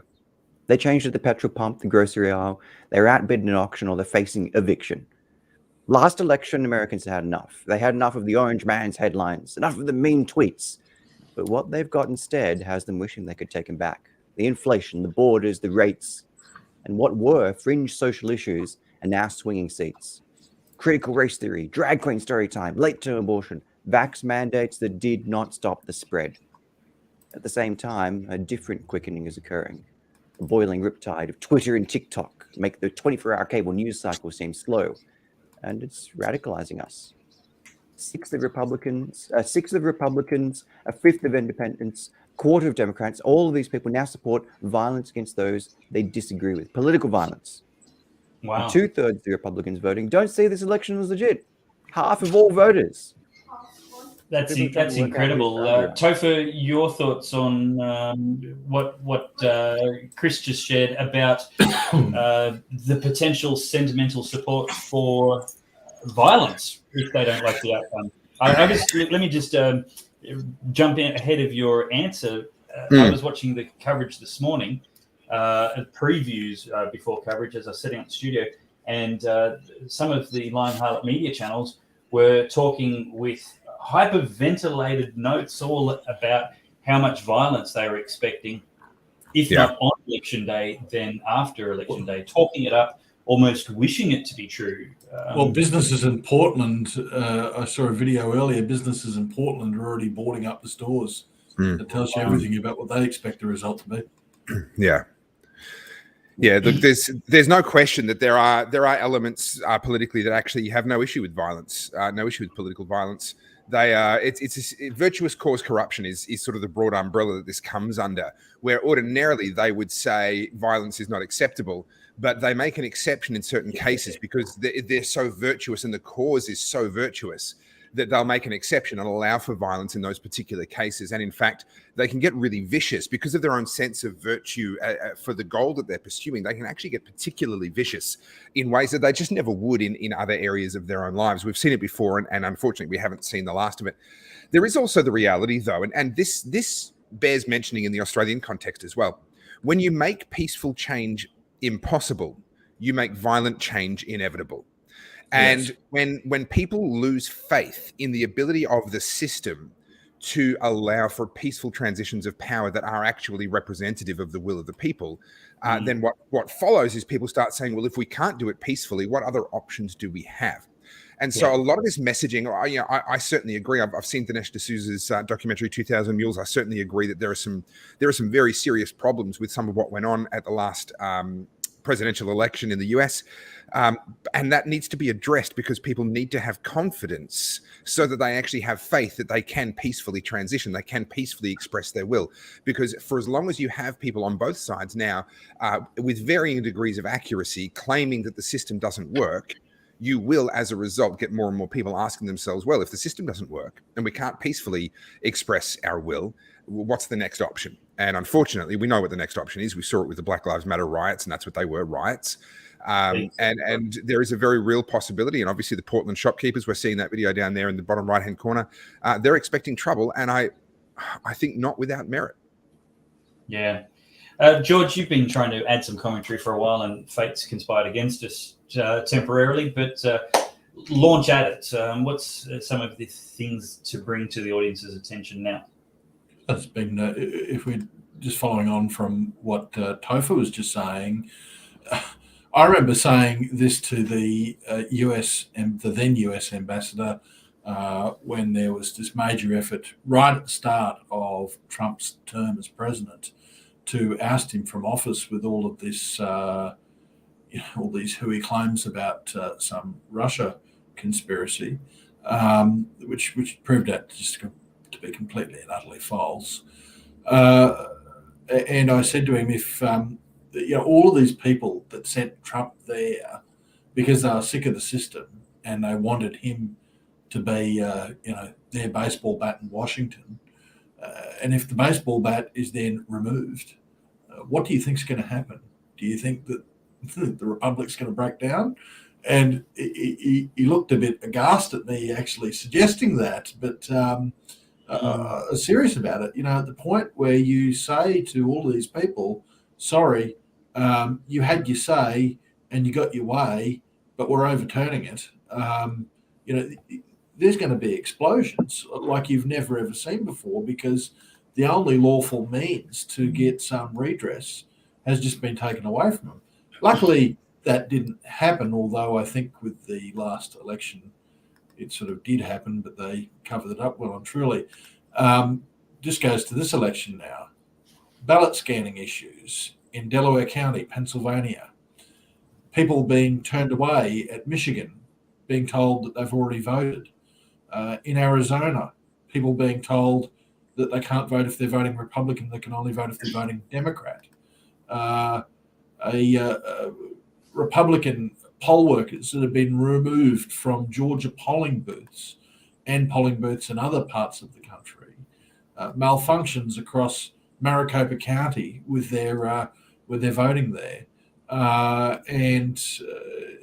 Even I did read something before, and I just can't find it at the moment, about someone who's actually been arrested for tampering with election results already, and it was someone that was working on the booth. Fox News actually caught someone flipping and marking ballots on camera, and when someone sort of alerted them to the fact that they were on television, they quickly freaked out and stopped whatever they were doing. I mean, wow. This stuff is going on that blatantly. So they're up to their old tricks. But as I said before, the old saying in US politics, if it's not close, they can't cheat. And so I think we're going to see a lot of cheating going on, particularly in blue states where they have control of the electoral process.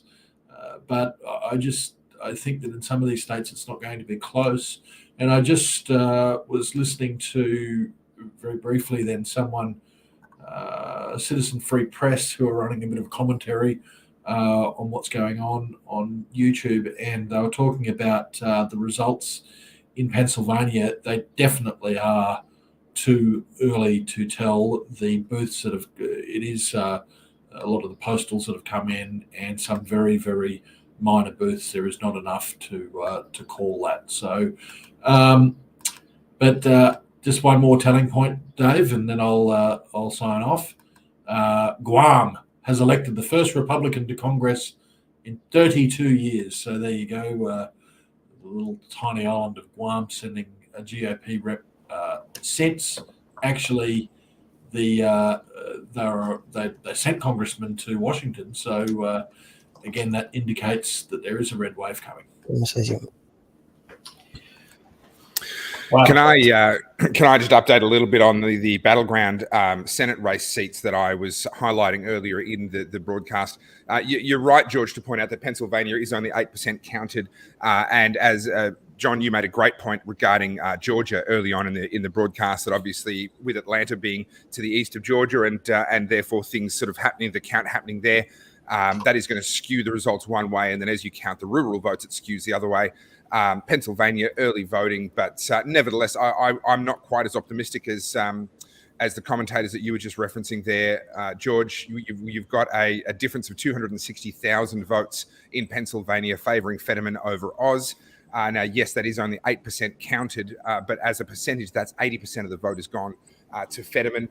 If that's representative even remotely of the sentiment in the rest of the state, then he's never going to make back a 260,000 vote deficit in a state the size of Pennsylvania. So to me, that looks like Fetterman is going to get up there. That's been a particularly interesting campaign, Fetterman versus Oz. It certainly attracted a lot of attention. Fetterman is recovering from a stroke and has some symptoms of that, and that's in some ways been used against him fairly in some ways and unfairly in other ways, but it's also been very cleverly used in his favor on the basis that he's actually having to overcome that kind of adversity, and that enables him to perhaps understand and be compassionate towards certain kinds of voters and certain kinds of people.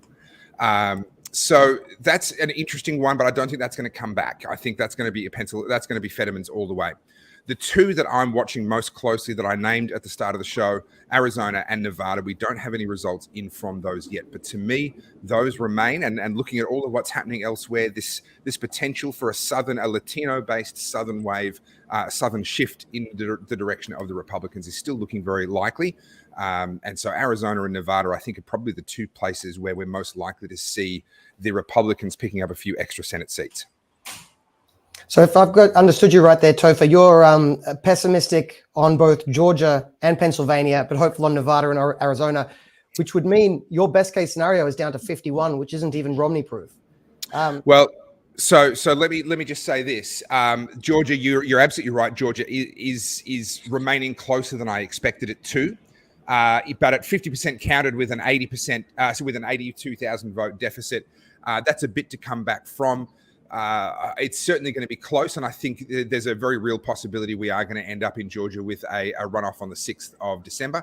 But we'll just have to wait and see. I'm certainly not going to be calling it for Warnock, the Democrat, at this stage, but nor would I be confident of Walker getting over the top. Too close to call. Well, there is the intriguing possibility. I'm going to split the difference a little bit between the confidence of Tim Andrews and his fellow partygoers and the pessimism of Topher. I think the races that matter here, the Pennsylvania, Georgia, Nevada, Arizona, even New Hampshire, we simply don't have enough information yet. So, I mean, we are, for the races that matter in the Senate, we are still left with simply too little information. No one should celebrate yet. No one should commiserate yet. There was still, if you were on tenterhooks last night and for the last 2 weeks, you should remain there because we simply don't know, is my take. One other quick, just a little quick update for people interested in some of the gubernatorial races. The northeast of America, the New England area, is now reliably blue when it comes to presidential elections. But a couple of those governorships have stayed in the hands of some moderate Republicans. Vermont, which the Senate's gone to the Democrats, but their governorship has stayed with a moderate Republican. New Hampshire, the governorship has stayed with a moderate Republican. And I know moderate Republicans can frustrate the MAGA Republicans, but I just want to point out that in these blue states, it's probably better to have a moderate Republican than a Democrat. And that's probably the realistic options available in those blue states. So anyway, a nice step forward for those two states to maintain. Connecticut has gone Democrat, but that was inevitable, I think.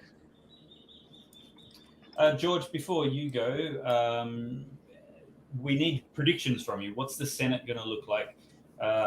Republicans, it's going to be 50-50, 52, 48. Where do you think it's going to end up? Well, you're asking me to make a very early call here. I think that the House obviously is going to be overwhelmingly Republican. The Senate, it is going to be tough.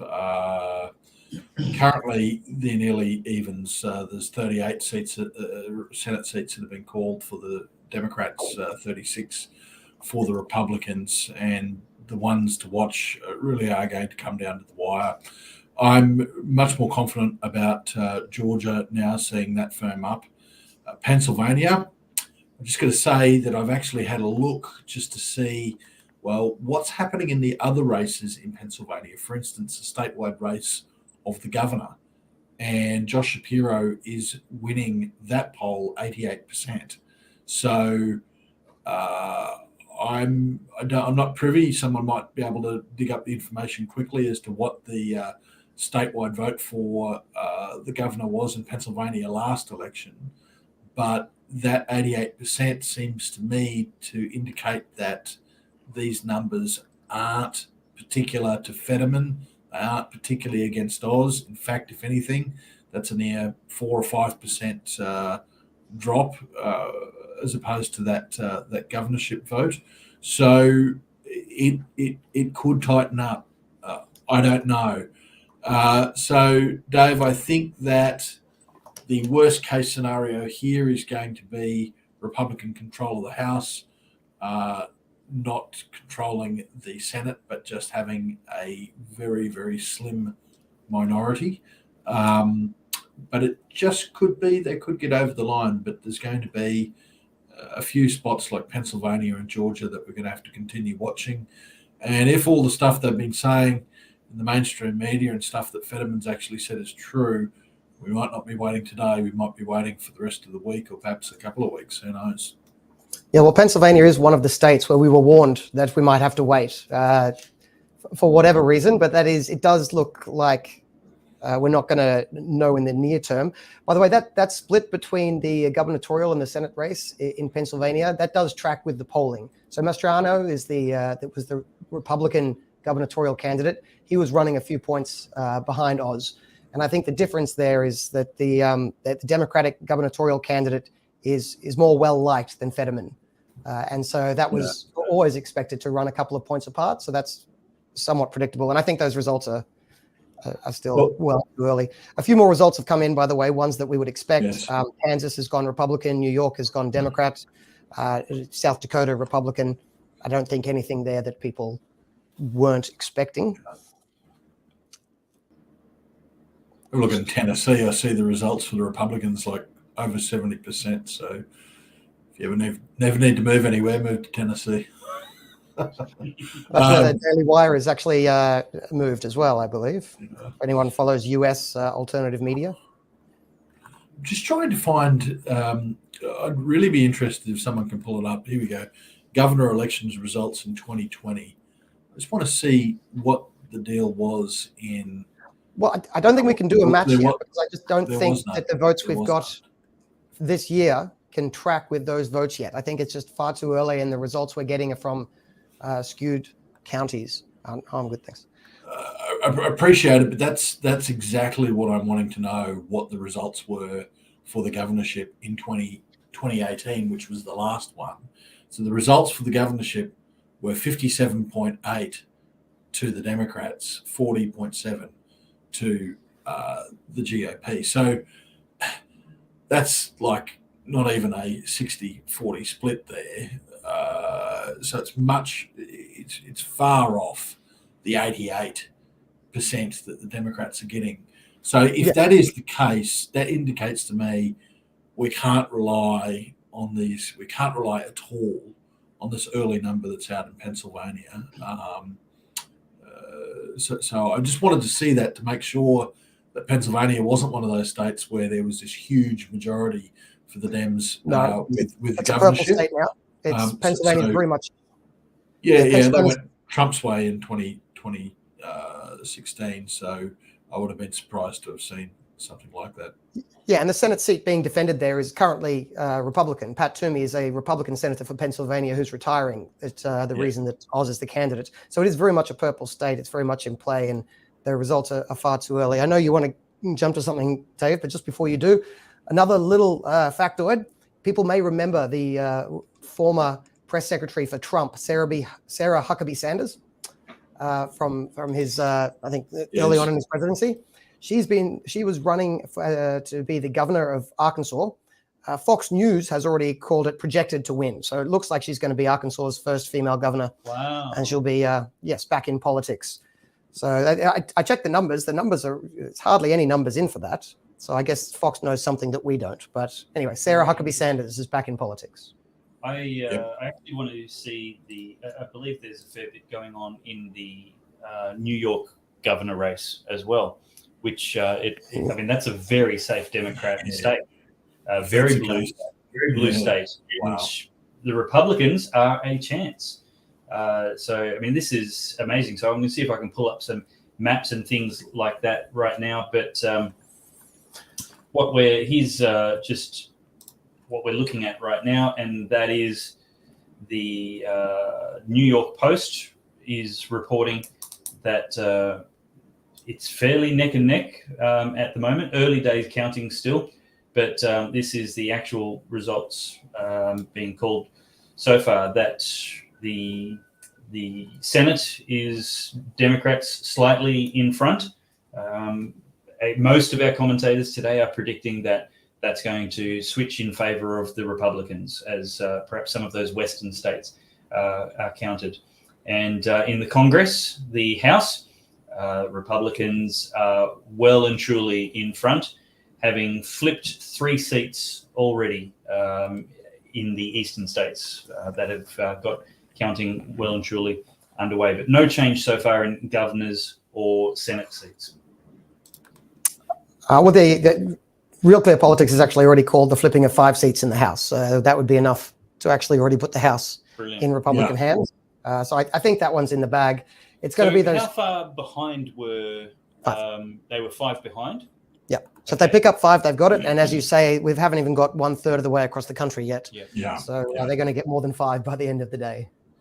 Brilliant. I should know this, but what do they? What's the Senate makeup at the moment? 50-50. So there's 100 senators in America, 2 from each state. There's 50 states. So that's 100 senators. It's 50-50. When there's a tie, the ties are broken by the vice president. So Kamala Harris is effectively then the 101st senator. So that means the Democrats functionally control the Senate, which means it's all about the 2 so-called moderate Democrats, which is Christensen from Arizona and Joe Manchin from West Virginia. Those are the 2 votes on which everything balances at the moment. And what the GOP needs to do is pick up net 1 to get to 51, and then theoretically be able to control the Senate. And really, I would argue, as I said before, they need to pick up net 2 to have a Romney-proof majority. So they're not relying on Romney. But the picking up of the Senate... I love the phrase Romney-proof. Yes, so do I didn't coin it. I heard it and I liked it. I just want to point out why this control of the Senate can matter in a number of reasons. If the Republicans don't pick up, I think we've lost... Are we back? Malcolm Turnbull's NBN is back up. So whoever controls the Senate for the next 2 years, it could determine if there's any new places up on the Supreme Court. That's determined by the Senate. If there's new appointments that need to be made, that's determined by the Senate.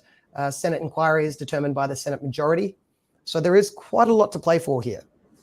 So that's just putting that in some context. By the way, if the House flips to the Republicans, which looks very likely now, we could see, firstly, a bunch more congressional inquiries. That almost goes without saying. So you'll see a congressional inquiry probably into Hunter Biden's laptops, into the number of illegal immigrants coming over the southern border, into the Biden withdrawal from Afghanistan. I think you'll see a series of inquiries there.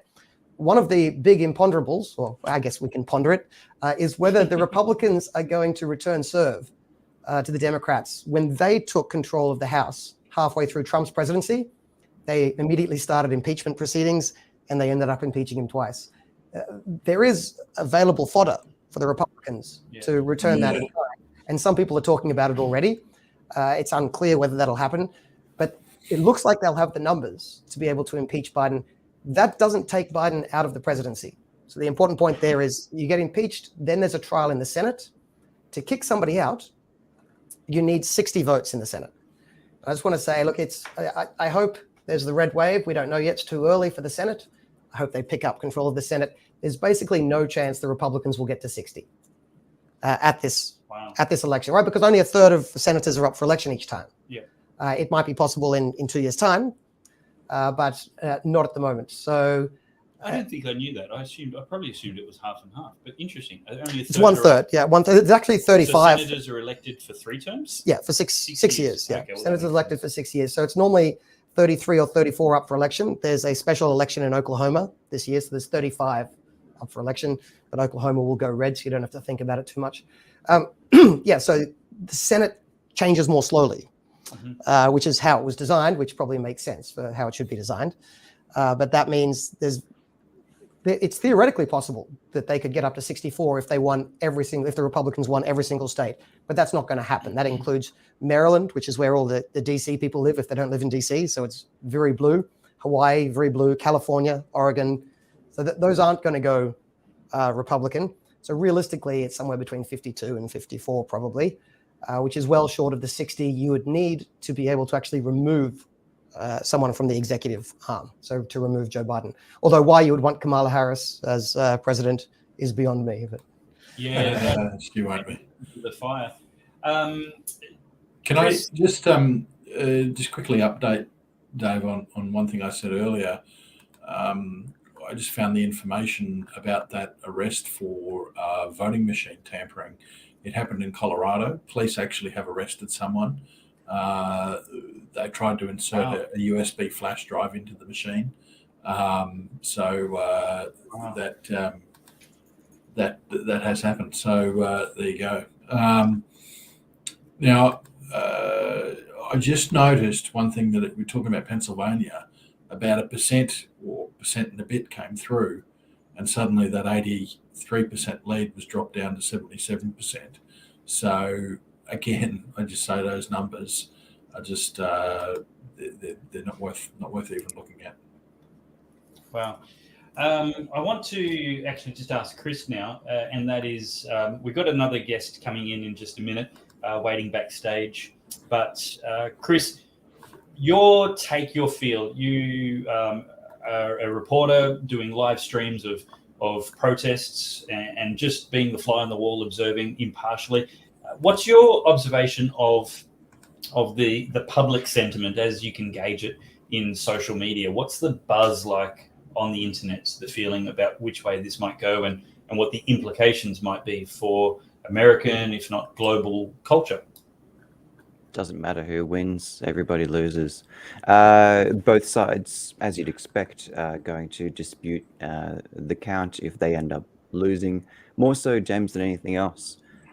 Reason why I was bringing up this video is I used to live in Portland, and the bank just there I used to bank with is the one that's being boarded up.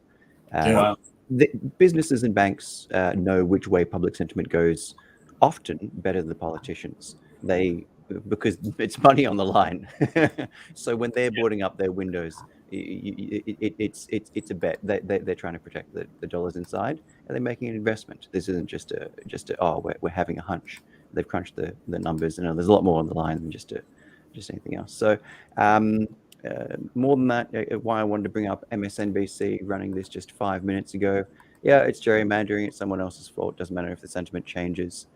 And even Tucker jumping on Fox talking about how that some of the issues and irregularities around voting machines, we'll see how that pans out. But more importantly, before even looking into it, it gets debunked. I'm not exactly sure how Shearer is able to conclude as to it didn't happen within a few hours, but it's been fact-checked. There's video footage of it, so I don't know how they can fact-check something when there's actual video footage that voters have taken walking into these booths and being told by the poll workers that they actually can't vote. So strange, very strange. George, it's a fact check. You can't fact check a fact check. Yeah, it's well, like reverse Uno. It's done. It's closed. The case is closed.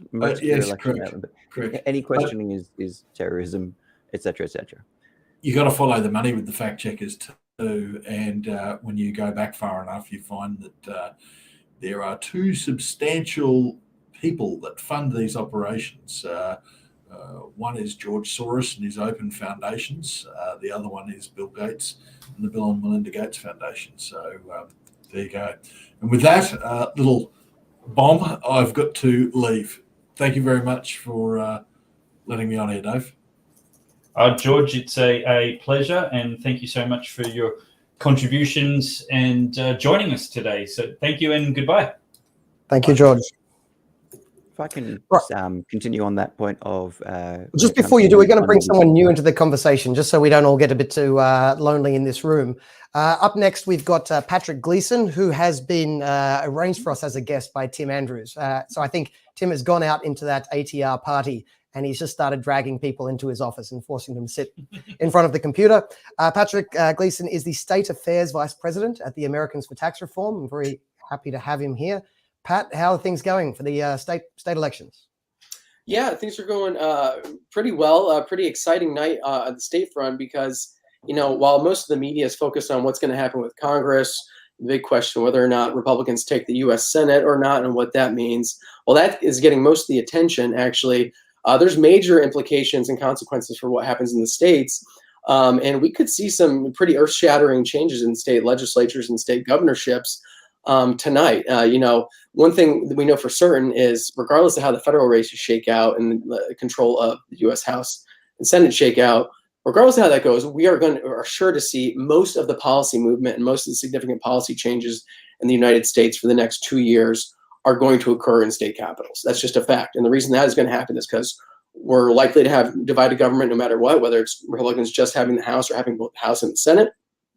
But in the states, we have the highest degree of unified partisan control of state legislatures, either state legislature and governorship totally controlled by Democrats or totally controlled by Republicans. we have the highest degree of unified partisan control in the U.S. Since the 19 teens. And what that means is in the states, Republicans and Democrats can pass what they view as optimal policies. And so, we're going to see that. We could see some changes of control in state legislatures. Republicans could take back control of Maine. They could get veto-proof, the ability to override vetoes in states where we have Democratic governors. But we're going to see continued unified partisan control for the most part, and so you're going to see a lot of policy movement in state legislatures because of that. And feel free to ask me any questions you want, but I just say a couple things to look out for is some of the key governors' races we're watching. That would be some big indicators of a big night, a big wave would be if Republicans take control of the Michigan and Wisconsin governorships. Those are states in what's called the blue wall that was broken in 2016. That had been a stronghold for Democrats. Also a big labor union stronghold. There's a chance GOP could win both those races tonight. And the race tonight could start off pretty big with a bang, and it could end with a bang. The bang it could start off with at the state level is to see whether or not Zeldin is in the game in the New York governor's race. Now, based on the way they handle elections in New York, it sounds like we're not going to know one way or another who won maybe tonight or tomorrow maybe even, or for some time. But we'll certainly know whether Zeldin's in the game and whether this is in contention. And if that's the case, that will be earth-shattering. And we've already seen a lot of doom and gloom coming from some of the left-wing media outlets. So you'll see a lot of meltdowns if the night starts out showing that Zeldin's in a good position to pull that out. And then in the middle of the night, I mentioned the blue wall states in the middle of the country, but with the bang that it could end with at the end of the night to look out for, and some big races coming out from the West Coast, and where you could see GOP taking governorships in blue strongholds. Oregon, look out for that. There's a very good chance the Republican can win the governorship in Oregon. Hard to imagine that people who live in Portland, Oregon, could wake up tomorrow knowing they're going to be living under Republican governorship for the next 4 years, but that's certainly plausible according to the polling. And then New Mexico, it's been held by Democrats for a while. The Republican could win there. And then Nevada is another state where Republicans could pick up a governorship. So you got the blue wall, Wisconsin, Michigan, then out west, Oregon, New Mexico, Nevada. But keep an eye out. We'll have a sense of how big this wave is early on with that New York governor's race. And so, yeah, keep an eye out for that. That's what we're watching. Well, you said to ask you questions. You then proceeded to answer them before I asked them. Actually, the first thing I was going to ask about is that New York race with Lee Zeldin coming within a couple of points, I believe, in recent polls. It's too early to know. The results have started trickling in, 8% counted, but far too early to know.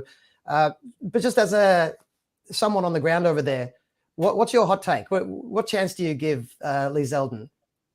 This is the best chance we've had in New York governor's race Republicans have had in a long, long time, in decades. So everyone's feeling pretty good. I mean, this is the most optimistic people have been going in this race with. And the sense is part of the reason why Republicans are as optimistic as they've ever been about their chances in the Empire State is just the set of issues at hand that are the top issues for voters. The economy and crime are issues that are seen as not only have they been mismanaged by Democrats who have run that state for a long time, but Democrats aren't even talking to that. Now, we've seen in the very recent days, Governor Hochul, the incumbent Democrat, we've seen her pay some lip service and start running ads about how crime is going to be a big priority for her if she gets another term. But that's come very late, and some people think it might be too little too late. And frankly, she had a very bad gaffe recently where she criticized her opponent, Lee Zeldin, for saying, he was, too hyperventilating or obsessed with crime, and that is just that just proves that she's so tone deaf. There's been a massive rise in crime in New York City, and also in New York State, but particularly New York City, and that's why we've seen a flight of people from New York, largely to Florida, but also to many other states, North Carolina, South Carolina, Tennessee. I mean, actually, here's how big the migration has been. Now, folks in Australia might not be familiar with this team, but a New York football team, the Buffalo Bills. If you go into grocery stores in North Carolina, they have UNC Tar Heel stuff and Duke stuff, and then they have Buffalo Bills gear in that section. That's how many New Yorkers live in North Carolina. There's even more New Yorkers in Florida. So the New York diaspora is out around the country, and that's been continuing in recent years, in part because they have an unhospitable tax climate, but also big time because the housing crisis and crime lately. People, it's one thing when you're paying, $1 million to live somewhere. It's another thing if you're paying $1 million and you don't even feel safe going outside your house that you pay 7 figures for. And that's the case a lot of New Yorkers are facing, and other people living in blue states. And they're seeing that, oh my gosh, I can, one, get much more house for the same price, but I can also walk outside my house and not worry whether I'm going to get stabbed. And people who live in really expensive houses in New York and Los Angeles have to worry about that right now. So that's why you're seeing crime be a big issue. And I just mentioned Los Angeles. Keep an eye on that mayor's race. Caruso could win that, and he's running strictly on crime. And people think, aside from Democrats' misdirection and misfocus on focusing on social issues so much and not focusing on the economy and inflation, a lot of people think Republicans have also been advantaged. They also have a second issue. Not only are they focused on inflation and the economy and how Democrats have contributed to inflation and harm the economy, but they also now are focused on crime. They have that second issue. Democrats don't even have a second issue. The one issue they are focused on is not the top issue for people. So I think that is part of the reason why Democrats have contributed to their own difficult situation they find themselves, in that they're in trouble in states and in races where they didn't think they were going to be in trouble, and frankly, where a lot of Republicans didn't think they were going to be in trouble. Yeah, I think the line from Hochul was, why does that, when Lee Zeldin was talking about crime, I think she said, why does that matter so much to you? Which is quite a remarkable thing to say in the middle of a debate. I also enjoy the fact that the Democrat response on the crime issue has been, there is no crime issue. And if there is, it's the Republicans' fault, but it doesn't exist. Like, well, which is it? Is it the Republicans' fault or does it not exist? So, well, and I think what you're going to see is, and to speak to the policy implications, I mentioned that's where you're going to see most movements in state capitals. And that's going to continue to be the case because we're going to continue to have largely unified partisan control. But what you're going to see is, you're going to see that Biden's line about, well, what are Republicans for? What do they want? Well, we'll see what the new GOP Congress does. But what Republicans are for and what they want is going to be on display in the states next year, and as it has been in recent years. And I think we're going to see continuation of a couple policy trends in states where Republicans both have unified control and where they're going to be strengthening their majorities in legislatures and winning back some governorships in states where they already have the legislature. They just need a governor who will sign their bills. What you're going to see is you're going to see a continued push. We've seen a large move of states towards lower and flatter income taxes. We are now at almost half the country, almost half the states in the country have a flat income tax. I think we'll cross the halfway mark next year. And I think we'll do that in large part because of some of the pickups tonight. You've got Republican-run legislature in Wisconsin. They already have an income tax reduction, flattening, and even some looking at a phase out, a couple iterations of legislation ready to go. They just need a governor who will sign that. And so we'll find out if they get that tonight. Same thing in Michigan. They've sent a couple income tax cuts to Gretchen Whitmer's desk. She's vetoed them all. So those are two states where income tax cuts that they have plans for and have been trying to do, they'll immediately be able to do those early next year. So I think you'll see 2023, because of what happens tonight, will be the year that more than half of the states in the U.S. become flat tax states. You'll also see a continued expansion of school choice, more states offering voucher and education savings accounts programs so parents can send their children to school that is the best fit for them so that they're no longer dictated by their neighborhood or their zip code where they live. And so we'll see more of that. We're going to see much more passage of that. And I think we'll also see some other things like some liberalization of occupational licensing. We've seen a lot of states move to either to recognize occupational licenses from other states. So when people move from one state to the other, they don't have to go reapply and go through the occupational licensing process in order to start working. I think we'll see more of that. And so those are some of the things I think we can expect to see. And then on the other side, in the states where Democrats solidify their control, I think you'll see them continue to do the things they've been doing. I think you'll see them looking progressive income tax hikes, looking for ways to, soak the rich. I think you'll see them look for ways to help public sector, government sector unions. And largely you'll see them doing that. And largely it's a big thing at kicking the can down the road, because one thing, whoever takes control or wins control tonight and then subsequent in the next 2 elections, the coming decade, a lot of bills are coming due in states. We have massive state and local unfunded pension liabilities. Some estimates show those, it depends on the rate of return you assume for these things, but some estimates show those could be as bad as $5 to $6 trillion nationwide between all the states and cities.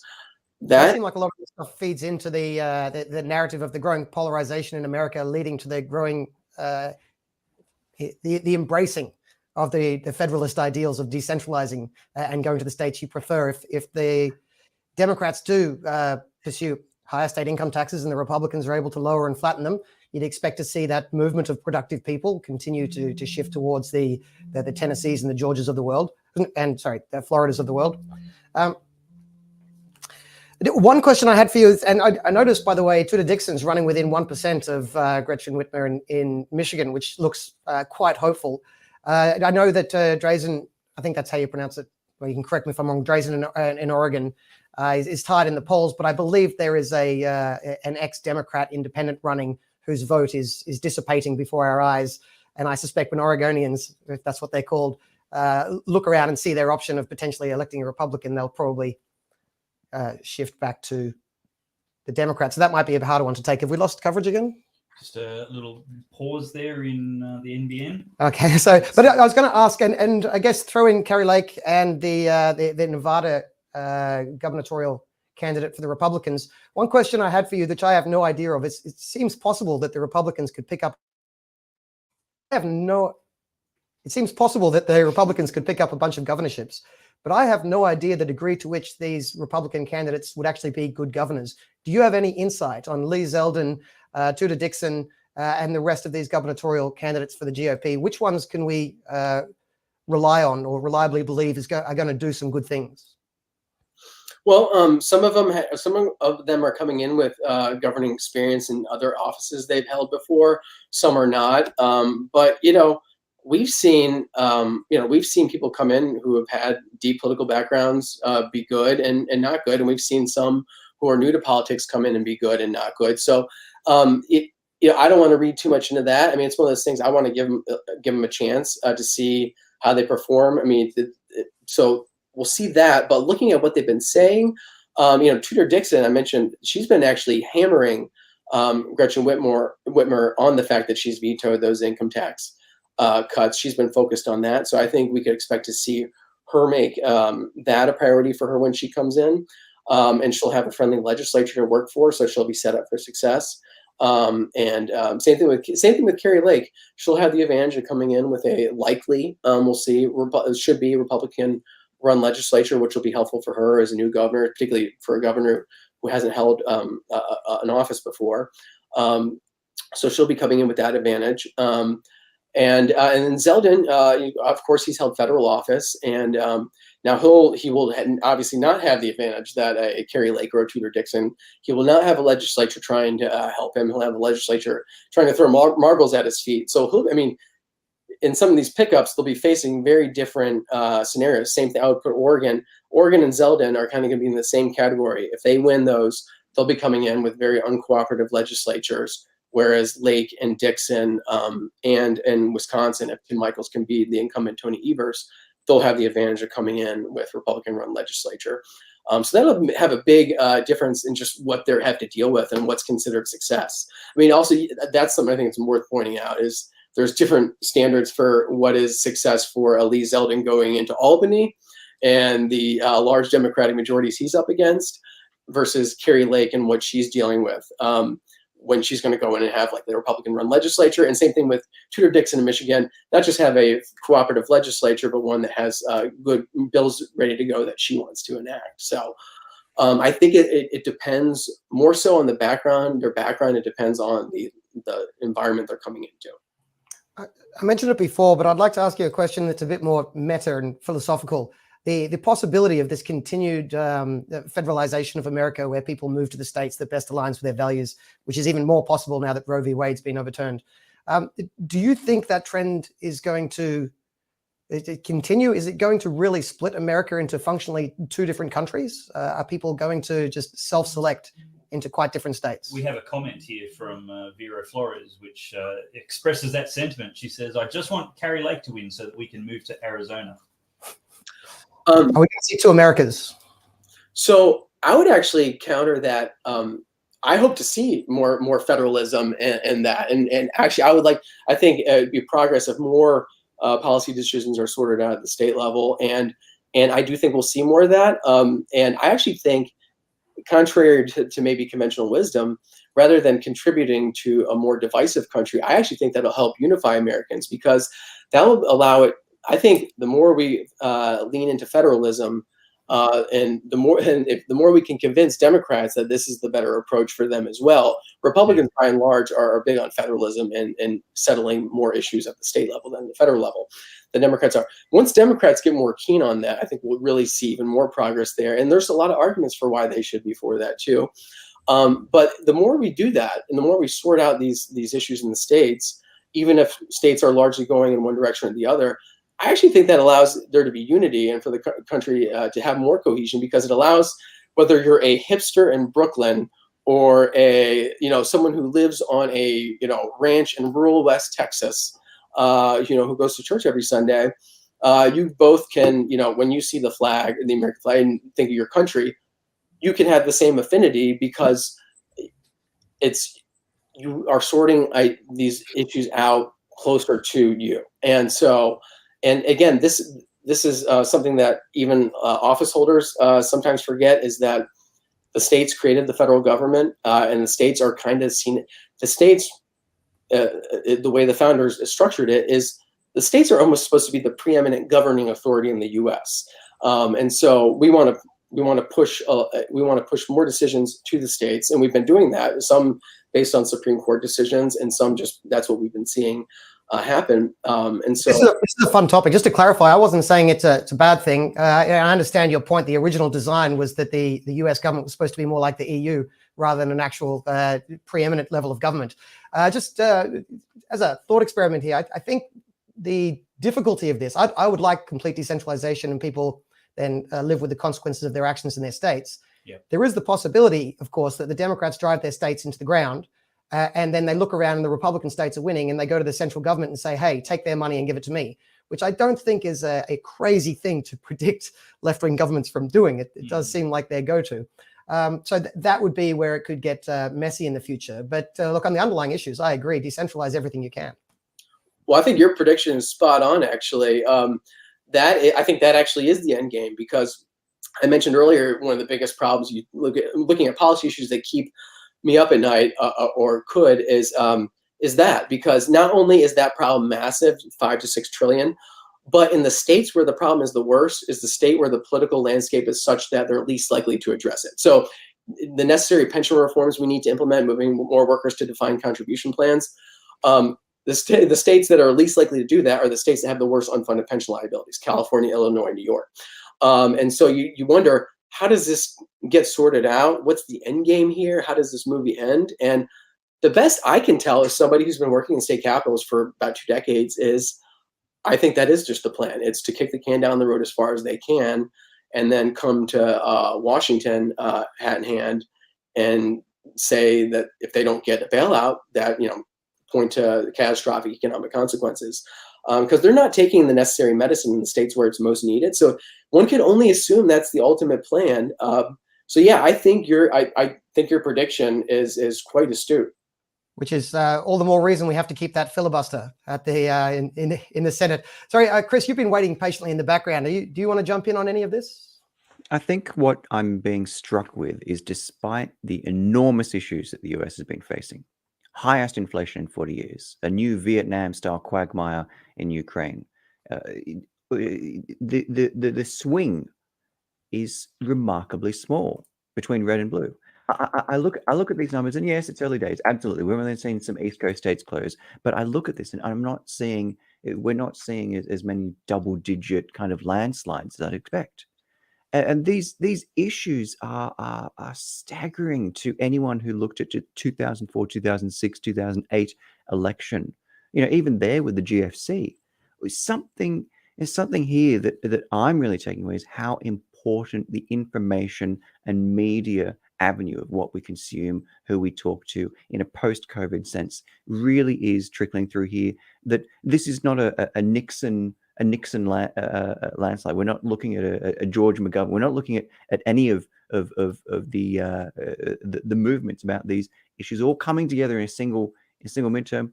I mean, this is more of a contract with America style 96. Oh, the Dems have been in for a bit. Let's try something else. So a gentle change. This is a change, so it will change. But we're not seeing a Dukakis wipeout. And despite all of these issues, that's what I'm absolutely shocked by. I'm still shocked here. No, that's from the numbers we got so far, it certainly seems like a lot of very close races. You would expect if this was going, look, it looks like you'll have a red wave of sorts in the House, lock that one in, put it aside. But in the Senate so far, it may be too early to tell, but these races seem to be running far closer than you would want if there was going to be a strong Republican outcome. Hopefully there still is. If they get over the line by one vote, they're still elected. But it's to some degree a bit frustrating that these races are this close. I mean, Sana's still got a good lead over Baltic in New Hampshire, maybe too early to tell. It's tightening a bit in Pennsylvania, but Ohio 50-50, North Carolina 50-50, Georgia 50-50. But the Republicans should be doing so much better than this on the issues that are happening. Fatima Oz is a perfect microcosm example of this.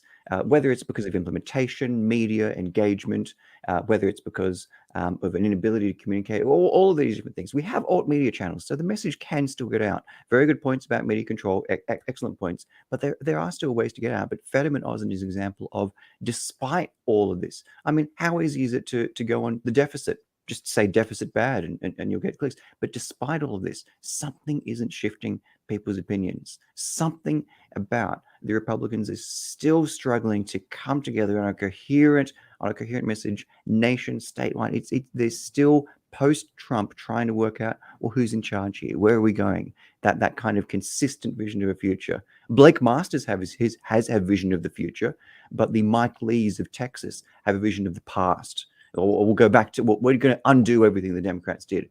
Blake Masters is looking at it as we're going to move forward, and that's the kind of the conservative versus the new progressive that's coming out in the Kari Lakes in the looking forward, not the kind of looking back conservatism. And that's what I'm saying here is that the Republicans are trying to work out, well, are we trying to undo everything they just did, or are we trying to do something new? Yeah, I'm not sure I agree with you on Mike Lee, but putting that aside, look, I think some of the underlying cultural issues, the cultural divide happening in America is obviously going to be far too big to be able to solve in one election.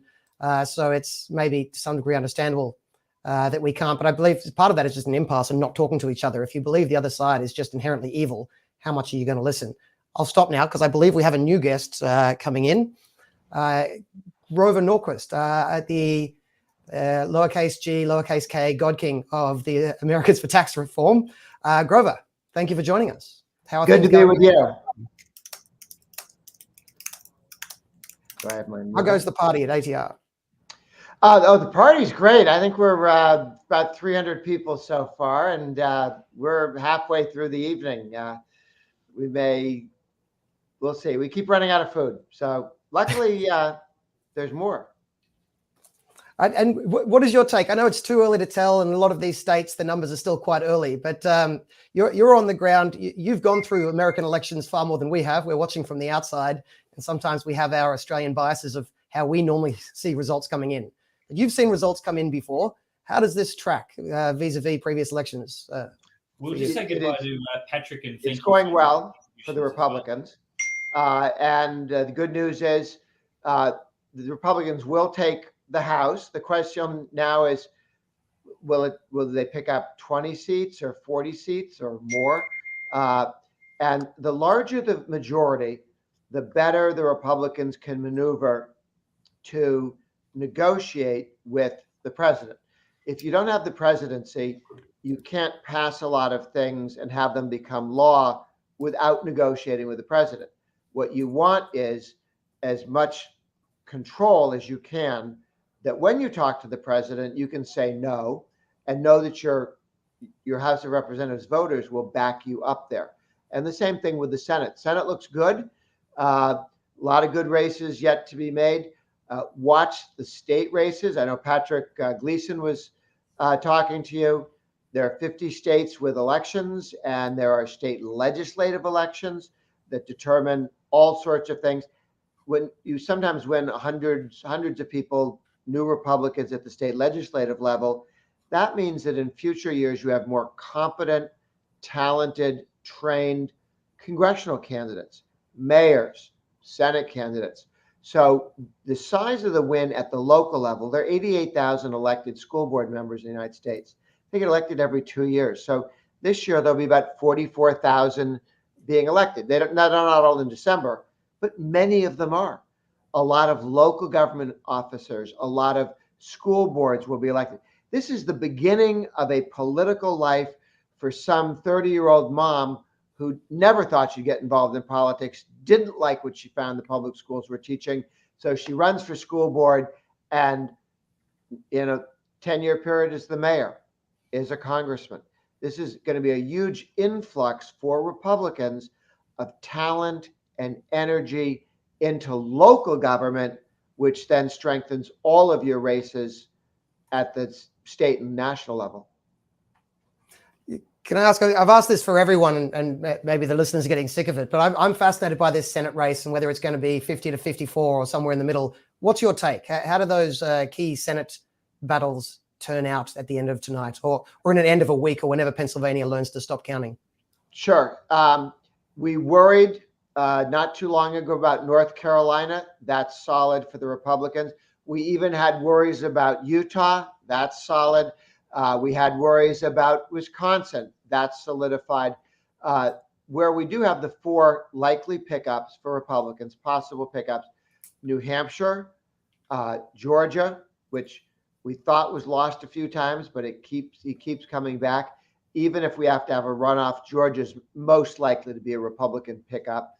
Watch Nevada, where the Republicans and the governor race, the Senate and governor's race, are both strong. We may get one additional house of the state legislature, and in Arizona, where we have a strong gubernatorial candidate, and again, strong there. All 4 could be won. Maybe we get 2 or 3, but it's not impossible to get all 4. If I had to bet, I think it'll be closer to 3 to 4 than 1 to 2 pickups on the Senate side. And I don't think we're going to lose the seats that they wanted us to. Even in Pennsylvania, Oz's vote has been consistently positive against his alternative. And it's a small lead, but it's a lead. Now, I've been a bit cheeky in a few times in this live stream, but I'm allowed to as a foreigner. I don't get in trouble. But I've been referring to 51 as a GOP majority, but 52 is a Romney-proof majority. Now, am I exaggerating? Am I overly worried about how flaky Romney seems to be in terms of being a Republican? Or should I be at ease that he's still secretly one of the good guys? He just accidentally forgot to endorse Mike Lee. The larger the majority, the less likely that Romney is to vote with the Democrats, because then he would just look impotent instead of like he was a kingmaker. So the larger majority, 2, 3, and 4, protects against Romney's the most likely guy to defect. He seems a little bit grumpy about Lee's success. He seems a lot grumpy about the President Trump's success. He looked in the mirror and saw president for a long time, and it didn't work. On the other hand, he is a Republican. He is a conservative. And if there aren't opportunities to vote successfully with the Democrats, I think he'll be a solid vote on most issues. He was there with us on judges. He was there with us on taxes. But the temptation of being John McCain, the Republican who betrays the Republican Party with some regularity, and the press loves him, that temptation goes down when the margin's not 1 or 2, but 3. So a bit of a segue on that, but I've been curious, and I haven't had a wise American to ask: is Romney going to be primaried? It really depends. I mean, you had 48 Republican senators endorse Lee, and Romney didn't. If Lee wins tonight, as expected, Romney will look very bad, and the jerk who ran against him with no hope of winning anything other than helping the Democrats, I think will no longer be considered a conservative or a Republican. So that's the end of that career. I mean, he still may make some money from the Democrats running around saying snotty things about Republicans, but he's not a player in American politics. You can still get paid if you're not effective, but he won't be an effective voice for the left. And again, Romney needs to decide what he wants to do. He's a senator. You could take an issue and help move it that has support from the Republicans. That would be a nice way to cap off your career. So just for the Australians watching at home, Utah is a very red state, very Republican state. So they were expected to hold the Senate spot. The Democrats decided to run dead and effectively endorse an independent former Republican, Evan McMullen, I think the name is. I'm sure Grover will correct me if I'm wrong. Yeah. And he's been running around pretending to be a conservative to try and win that spot off the Republicans, and then promising to, I think, caucus with the Democrats anyway. So that's why Utah should not have been in play. It should have been a safe Republican seat. It became briefly in play, but I think the Republicans have got it now. You can correct me if I've got any of that wrong, Grover. But no, that's spot on. That's exactly what happened. And Romney needs to understand there's still a place for him if he wanted to be a leader of the Republican Party, but it requires work. You can be a John McCain. You never have to work. You never have to convince anyone to vote for you. You just throw your vote with the Democrats every once in a while and trash Republicans. And the three networks will put you on TV all the time you want. So you can appear to be a leader, but not actually lead on anything. Romney's opportunity is to take an issue or two that he cares about and lead on. That's more work than saying snotty things about we had another internet moment. Oh. Staggering interlude. Staggering numbers. And this, yes, the Ron DeSantis numbers. Grover, another question, a bit of a segue. If the internet will allow me to speak freely. Thank you, NBN. Let's assume the Republicans take the House, because I think they're already 5 up, so I think they've already got the House. So that goes without saying. What are they, and potentially take the Senate? What happens next? So what do they actually do for the next two years? We have a Biden White House and 1 or 2 houses, let's say, in Republican hands. What can they do? Obviously, they're not going to get 60 in the Senate. There's no successful removal of executive branch on the table. What can they do? Sure. We have 2 models, 2 examples. One was, this is exactly what happened to Clinton. Got elected with the Democratic House and Senate, spent too much, taxed too much, lost the House and Senate. The Republicans came in, and they were able to take most of the money he wanted to spend off the table. So we balanced the budget. They've passed a bill 3 times to block grant welfare to the states, aid to families with dependent children. And the president signed it the 3rd time, vetoed it twice, signed it the 3rd time. They passed a cut in the capital gains tax, and the president signed it. Did we get everything we wanted from the second 2 years of Bill Clinton? No, absolutely not. Did we strip out much of what he had hoped to do? Absolutely. Did we get things that he signed, welfare reform, and serious effort to cut the capital gains tax? Yes. Fast forward to Obama. Obama spent too much, taxed too much. We took the House, most of the Senate. What happened? We got the Bush tax cuts extended for 2 years, 100%. And then after that, made permanent, 85% made permanent. We stripped out $2 trillion in the money he wanted to spend. So you can take a lot of the spending away from the president if you ask for perfect, as we did briefly with Obama. We want you to get rid of all of it. Really? You want the president to destroy completely his one thing, and it takes him to act to do it? You can't do it without him. Not happening. It didn't happen, and the Republicans embarrassed themselves, and we lost a governorship in Virginia because the government got shut down because the Republicans were asking for something that was never going to happen. So figure out what you can do it. Don't demand things that you'd never surrender if you were the Republican president being asked these things. You can get a lot, you can't get everything. If you tell people you're going to get everything, you're a liar, and they're going to hate you for it. And hate yourself for having misled people on what you could do. So we can accomplish a lot. We cannot accomplish everything. We can't repeal every dumb thing they did. We can stop the bleeding. We can reduce the spending in the future. A lot of good stuff can be done. Don't overpromise. You'll look bad. Little update, Real Clear Politics, which is a website I enjoy. They've now called Colorado for the Democrats. So there goes the chance of 56 seats, although that was always an unlikely one. But anyway, there you go. A quick question, bouncing off that previous line of inquiry, and I know it's not the main game here, but in your best guesstimate, do you think a Republican House ends up impeaching Biden? I would think not, because there's so much to do to investigate Biden.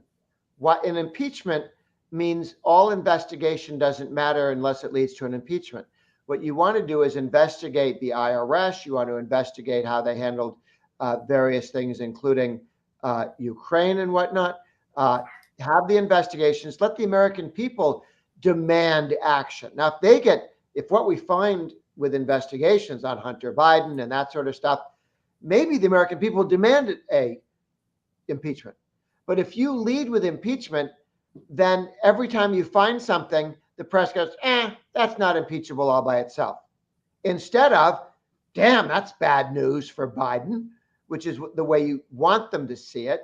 So impeachment gets in the way of serious exposing the mistakes, the stupidity, the corruption of the Biden administration. Focus on that. If that leads you to an impeachable event, well, then you're okay. But don't lead with, we're going to impeach you. Interesting. Yeah, this is, again, I'm just going off on a tangent because it's you're the insider here. But looking a bit forward, 2024, who do you think will run on both sides? Because it's not clear to me Biden will run. And I know it's pontificating and crystal ball gazing, but that can be fun. It's late night where you are, so hopefully you've had a few drinks and are willing to tell us. Sure. The Democratic governor of California will definitely run. Perhaps one of the previous governors of New York, Cuomo, might run. You have the Democrat governor of Colorado, Polis. He wants to run. He would have support. Buttigieg, the transportation secretary, would like to run. All of these people would be credible candidates, and any one of them could beat Biden. I assume you're using the word credible in a very expansive definition there. I thought Pete Buttigieg was still off the primary, not the general. Fair enough. And the other side? That's the one a lot of people ever since. Probably run. He would be a strong candidate. Watch the governor of Virginia would be a strong candidate. The governor of Oklahoma would be a strong candidate. Reynolds, the governor of Iowa, would be a strong candidate.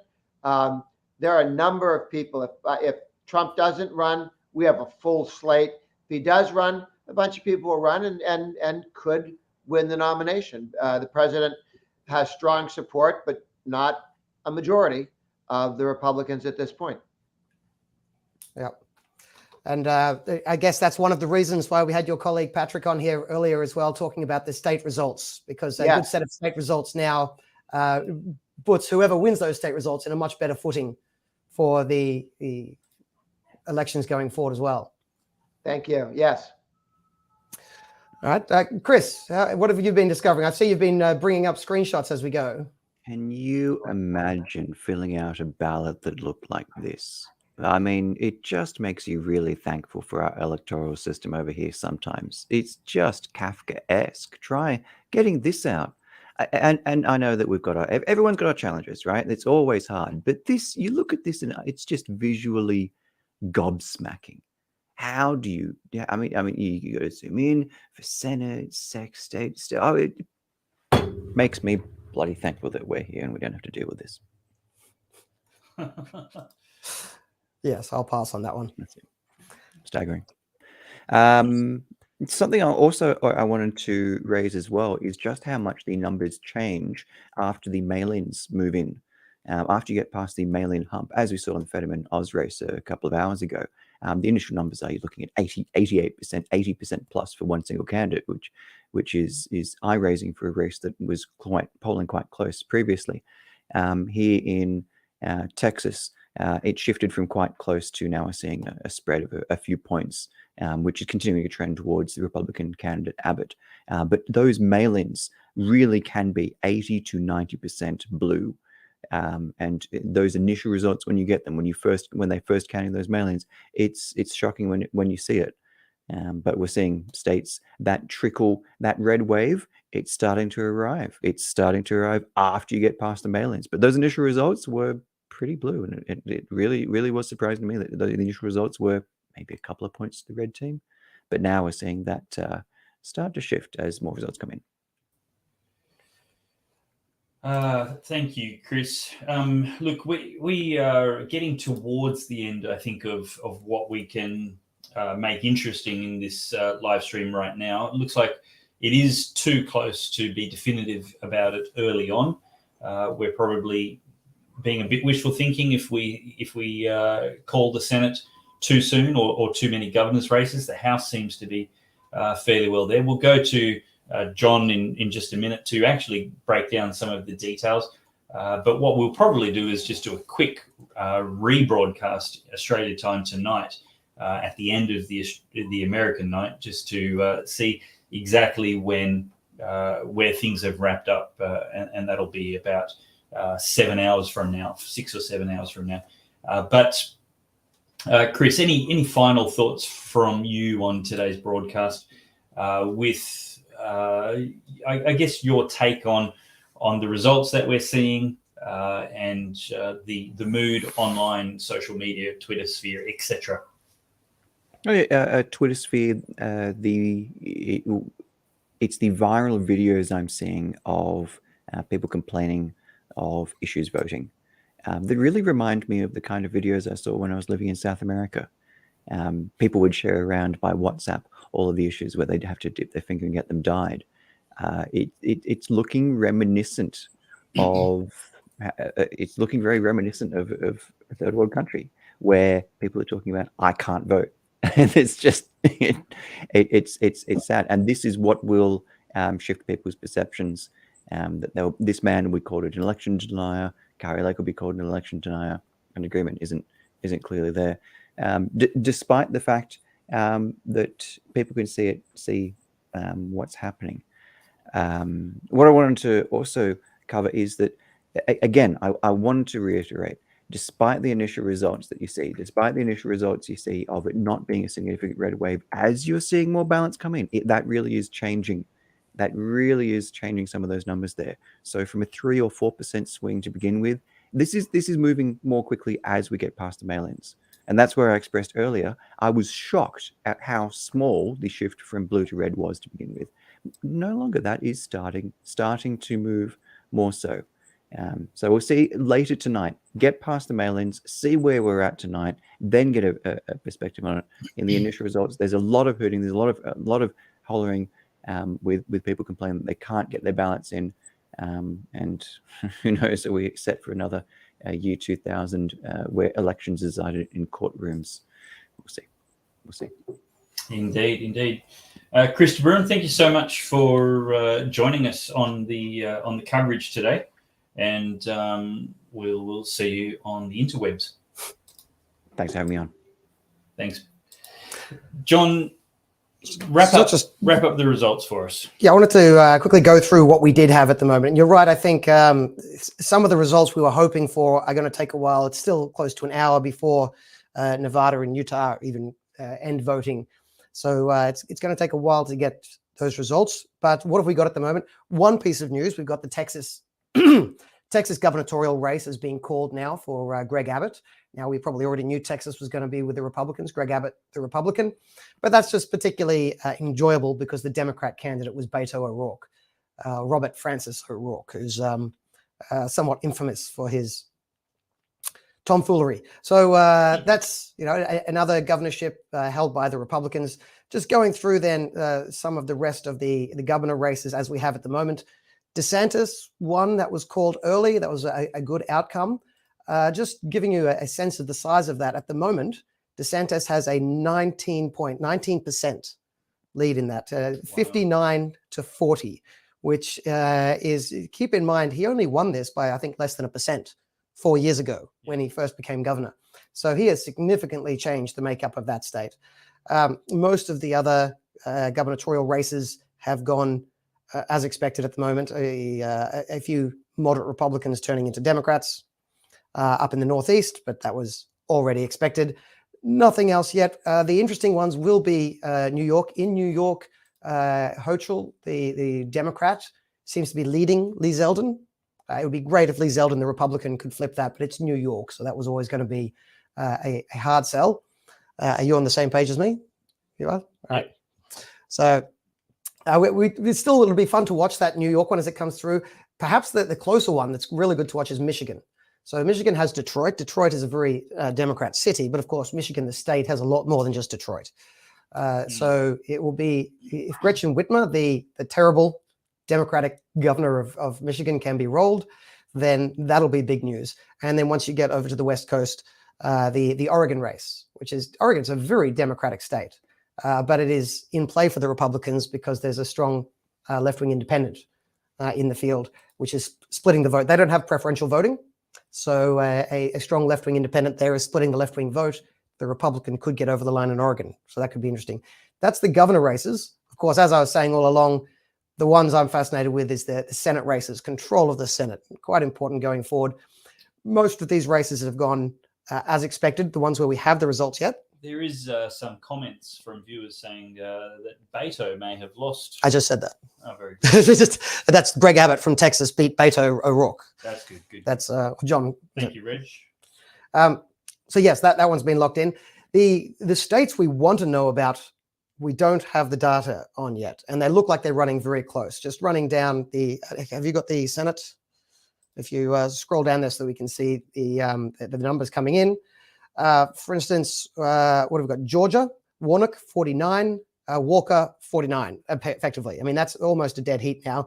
And importantly, they're both below 50. So if they both remain below 50, Georgia will go to a runoff. So that might happen. I'm hopeful that Walker will continue to have his vote go up. So that's the Georgia one. Keep a close eye on that.